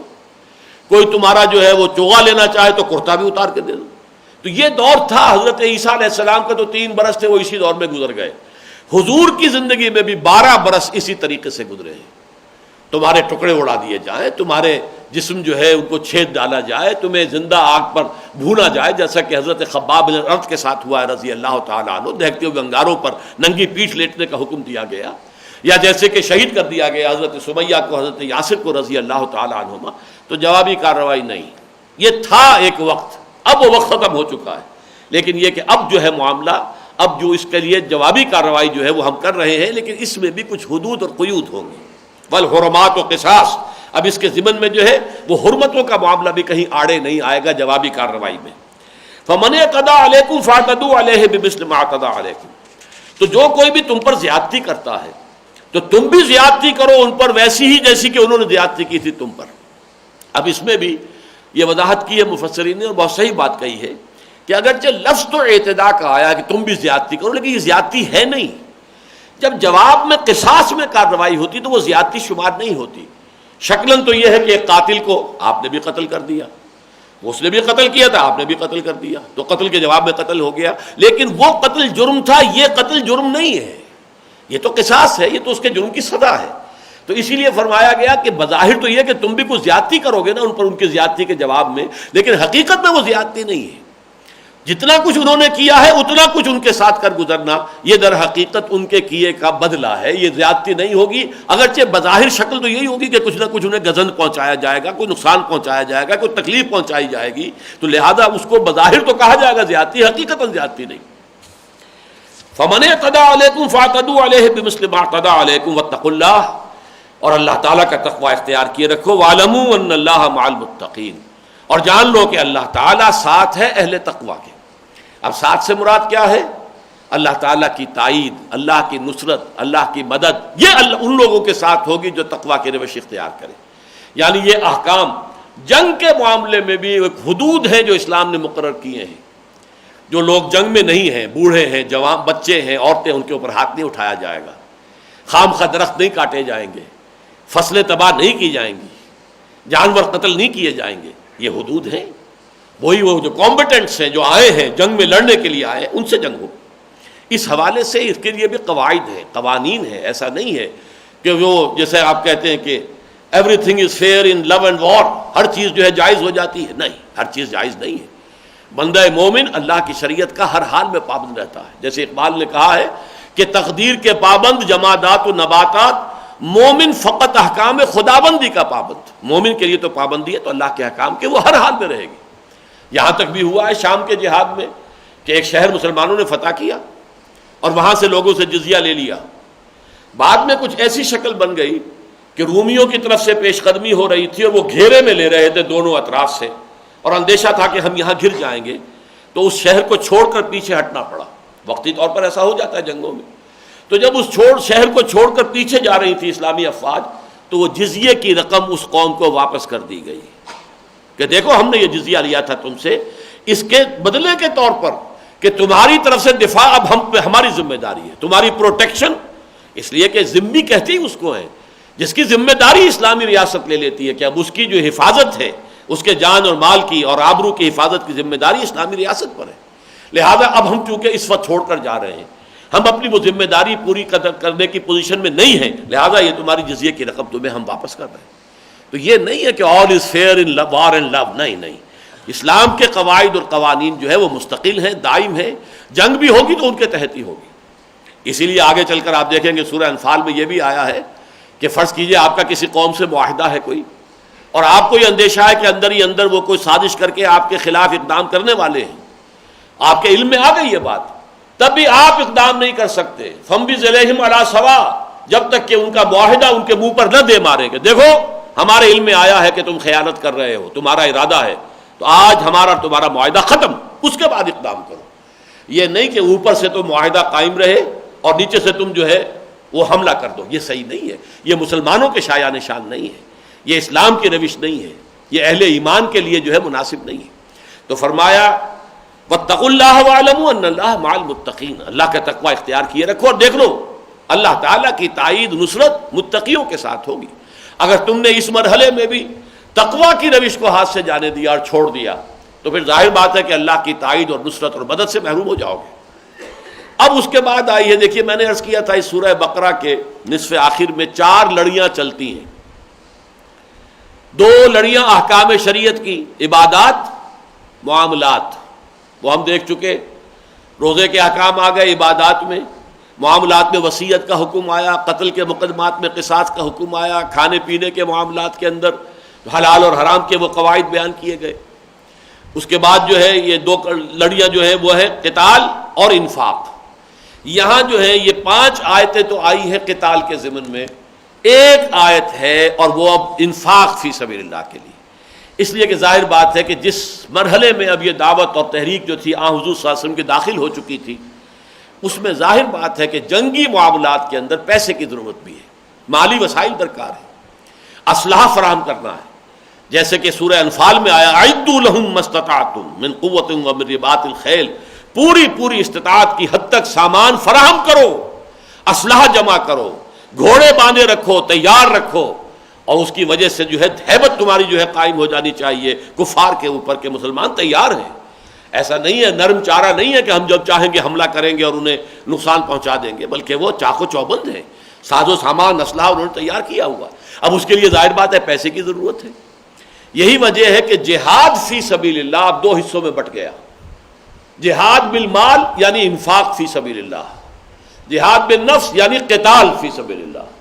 اپنی جان ہتھیلی پر رکھ کر میدان میں آنا، قتال فی سبیل اللہ، اللہ کی راہ میں جنگ کرنا، جس پر کہ 5 آیتیں ہم نے پڑھ لی. بڑے اہتمام کے ساتھ جو ہے حکم قتال آ گیا. اذن قتال میں عرض کر چکا ہوں، سورہ حج کی آیت میں آ گیا تھا اذن للذین یقاتلون بانہم ظلموا وان اللہ علی نصرہم لقدیر. اس موضوع پر مجھے یاد آیا تھا کہ میں نے ایک بڑی مفصل تقریر کی تھی.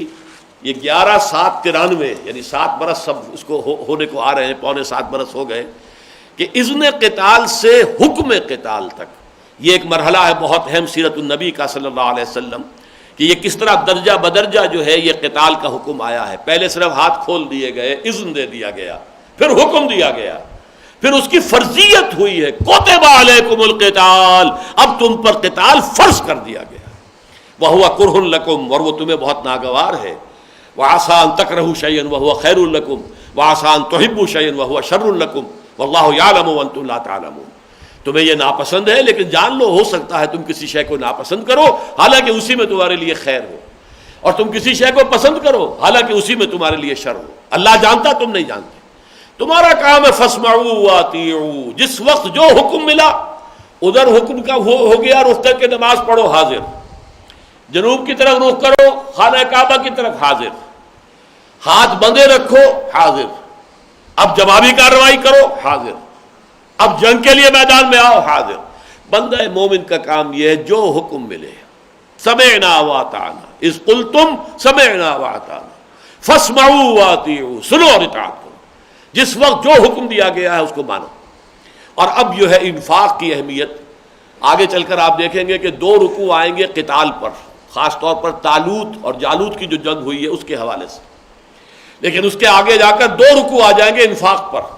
یہ لڑیاں ہیں لیکن یہاں پر ابھی انفاق پر صرف ایک آیت آئی ہے، وَأَنفِقُوا فِي سَبِيلِ اللَّهِ، اللہ کی راہ میں خرچ کرو.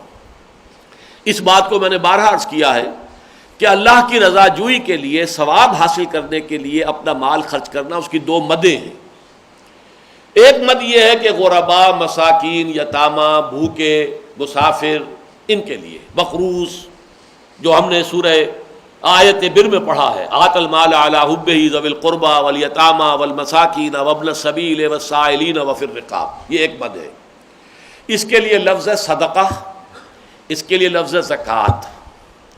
لیکن دوسری مد کیا ہے؟ وہ مد ہے اللہ کے دین کے لیے خرچ کرنا، اللہ کے دین کی اشاعت، اللہ کے دین کا غلبہ، اس کی جد و جہد جو اب قتال کی شکل میں ہے تو اس کے لیے جنگ کی تیاری کے اندر اسلحہ کی فراہمی ہے، گھوڑوں کی فراہمی ہے، ساز و سامان کی فراہمی ہے، رسد کی فراہمی ہے، جنگ کے ساتھ جو ہے رسد کی ضرورت ہوتی ہے. ان تمام چیزوں کے لیے اب اس میں جو خرچ کیا جائے گا وہ ہے انفاق فی سبیل اللہ، اللہ کی راہ میں خرچ کرنا. وَأَنفِقُوا فِي سَبِيلِ اللَّهِ، اور دیکھو خرچ کرو اللہ کی راہ میں. وَلَا تُلْقُوا بِأَيْدِيكُمْ إِلَى التَّهْلُكَةِ، اور مت ڈالو اپنے آپ کو اپنے ہاتھوں ہلاکت میں. کیا مانی؟ تمہارے پاس مال ہے اور تم اللہ کی راہ میں خرچ نہ کرو. اللہ کہہ رہا ہو من ذا الذی یقرض اللہ قرضا حسنا، کون ہے وہ جو اللہ کو قرض حسنا دے، اور تمہارے ہاتھ نہ اپنی جیبوں کی طرف بڑھے نہ اپنی تجوریوں کی طرف نہ بڑھے، تو گویا کہ تم اپنے آپ کو ہلاکت میں ڈال رہے ہو اپنے ہاتھوں۔ اس لیے کہ اس مال کا بہترین مصرف یہی ہے کہ اللہ کی راہ میں خرچ ہو جائے۔ ویسے تو جان دی ہوئی اسی کی تھی، حق تو یہ ہے کہ حق ادا نہ ہوا۔ یہ مال بھی اللہ کی امانت ہے تمہارے پاس، ان اللہ اشتری من المؤمنین اموالهم وانفسهم بان لهم الجنہ، اب یہ امانت ہے، جب حکم دیا جائے پیش کر دو۔ لیکن اگر تم اس میں پہلوتی ہی کرو گے، مال پیارا ہے، جان پیاری ہے، جیسے اقبال نے کہا ہے تو بچا کے نہ رکھ اسے، تیرا آئینہ ہے وہ آئینہ کہ شکستہ ہو تو عزیز تر ہے نگاہ آئینہ ساز میں۔ جسم بھی حضرت حمزہ رضی اللہ تعالیٰ عنہ کا جسم، جس میں ناک کاٹی گئی اور کان کاٹے گئے اور پیٹ چاک کر کے اور کلیجہ چبایا گیا، وہ اللہ کی نگاہ میں اس جسم کی جو وقت ہوگی وہ ہم کیا سمجھ سکتے ہیں۔ یہ شکستہ آئینہ جو ہے، ٹوٹا ہوا آئینہ جسم حمزہ رضی اللہ تعالیٰ عنہ ٹوٹا ہوا ہے، چکنا چور ہے، لیکن یہ اللہ کی نگاہ میں زیادہ پیارا ہے۔ شکستہ ہو تو عزیز تر ہے نگاہ آئینہ ساز میں۔ اس بدن کو بنانے والا تو اللہ ہے نا، وہی اس کا خالق ہے۔ اس کی راہ میں اگر اس کو کاٹ پھیٹ دیا گیا، اس کو جو ہے اس کو حصے بکھرے کر دیے گئے، تو اللہ کو بہت پیارا ہے۔ تو اسی طریقے سے وَأَنفِقُوا فِي سَبِيلِ اللَّهِ، اللہ کی راہ میں خرچ کرو، لگاؤ، دو۔ وَلَا تُلْقُوا بِأَيْدِيكُمْ إِلَى التَّهْلُكَةِ، اور اپنے آپ کو اپنے ہاتھوں ہلاکت میں مت ڈالو۔ یعنی اگر تم بخل سے کام لوگے، وَمَن يَبْخَلْ فَإِنَّمَا يَبْخَلُ عَن نَفْسِهِ، جو بخل کرے گا وہ اپنے آپ سے بخل کر رہا ہے، کہ اللہ کے اجر و ثواب سے اپنے آپ کو محروم کر رہا ہے، اور اللہ کی طرف سے گرفت اور اللہ کی تعالیٰ کی طرف سے پکڑ کا اپنے آپ کو مستحق بنا رہا ہے۔ تو سارا اس نے خیانت تو اپنے نفس کے ساتھ کی، پھر برائی تو اپنے نفس کے ساتھ کی، اپنے لیے اپنے مستقبل کو برباد کر رہا ہے۔ وَأَحْسِنُوا، احسان کی روش اختیار کرو۔ ایک تو اس کا اگر یہیں پر جوڑ کر مفہوم لیا جائے تو یہ ہے کہ یہ صدقہ جو دو بڑے عمدہ طریقے پر دو۔ ایک جیسا کہ ہم پڑھ چکے ہیں آیہ بر کے ضمن میں بھی، جو چوتھے پارے کی پہلی آیت آگے چل کر آئے گی، کہ تم نہیں پہنچ سکو گے بر کے مقام کو جب تک کہ حتیٰ تنفقوا مما تحبون، لن تنالوا البر حتیٰ تنفقوا مما تحبون، بہترین مال اللہ کی راہ میں دو۔ یہ نہیں کہ جو اذکار رفتہ ہو، خراب ہو گیا ہو، ردی ہے، بوسیدہ ہے، وہ اللہ کی راہ میں دے دیا جائے، نہیں، بہترین محبوب ترین مال اللہ کی راہ میں دو، یہ احسان ہوگا۔ یعنی انفاق کا بھی احسان، احسان کے معنی کسی کام کو کرنا تو نہایت خوبصورتی سے کرنا، عمدگی سے کرنا۔ جیسے کہ فرمایا گیا ہے اذا ذبحتم فاحسنوا الذبح واذا قتلتم فاحسنوا القتلہ، جب تم ذبح کرو جانور کو تو خوبصورتی کے ساتھ، عمدگی کے ساتھ۔ یعنی آپ کی چھری کھنڈی ہے، پھیرے جا رہے ہیں، اس جانور کی جان پر بنی ہوئی ہے، لیکن وہ گردن کٹ ہی نہیں رہی ہے، بلکہ چھری کو تیز کرو تاکہ بس ایک دفعہ پھیرا ہے اور اس کی جو ہے اس کی خون نکل پڑا ہے۔ اسی طریقے سے کسی کو قتل کرنا ہے تو وہ بھی یہ نہیں کہ آپ اس کو اس طرح کی اذیتیں دیں۔ البتہ یہ ہو سکتا ہے کسی خاص معاملے میں اذیت دی جائے، جیسا کہ ہمارے ہاں مقدمہ ایک چلا ہے وہ جاوید اقبال کا، کہ اس کو سزا کیسے دی جانی چاہیے، آیا وہ صحیح سزا ہے یا نہیں۔ لیکن یہ کہ اس کا ثبوت ہے حدیث نبوی سے کہ جس طور سے قاتل قتل کر رہا ہو اسی طور سے اس کو قتل کیا جائے۔ بہرحال وہ ایک علیحدہ بات ہے، لیکن یہ کہ احسان کہتے ہیں جو کام بھی آپ کر رہے ہیں اسے عمدگی اور خوبصورتی کے ساتھ کریں۔ اسلام کا احسان یہ ہے کہ آپ اسلام پر عمل کر رہے ہیں خوبصورتی سے، جس کو کہا گیا ہے الذین یستمعون القول فیتبعون ما احسنہ، جو بات سنتے ہیں اور بہترین جو اس کی روش ہے اس کو اختیار کرتے ہیں، بہترین سطح پر چلتے ہیں۔ تو تم بھی احسان کی روش اختیار کرو۔ ایک تو یہ کہ اپنے اس انفاق میں احسان کی روش، اور ایک یہ ہے کہ پورے اپنے دین کے اندر احسان کے مقام تک پہنچ جاؤ۔ ان اللہ یحب المحسنین، اس لیے کہ اللہ تعالیٰ محبت کرتا ہے محسنین سے جو درجہ احسان کو پہنچ جاتے ہیں۔ بارک اللہ لی ولکم فی القرآن العظیم ونفعنی وإیاکم بالآیات والذکر الحکیم۔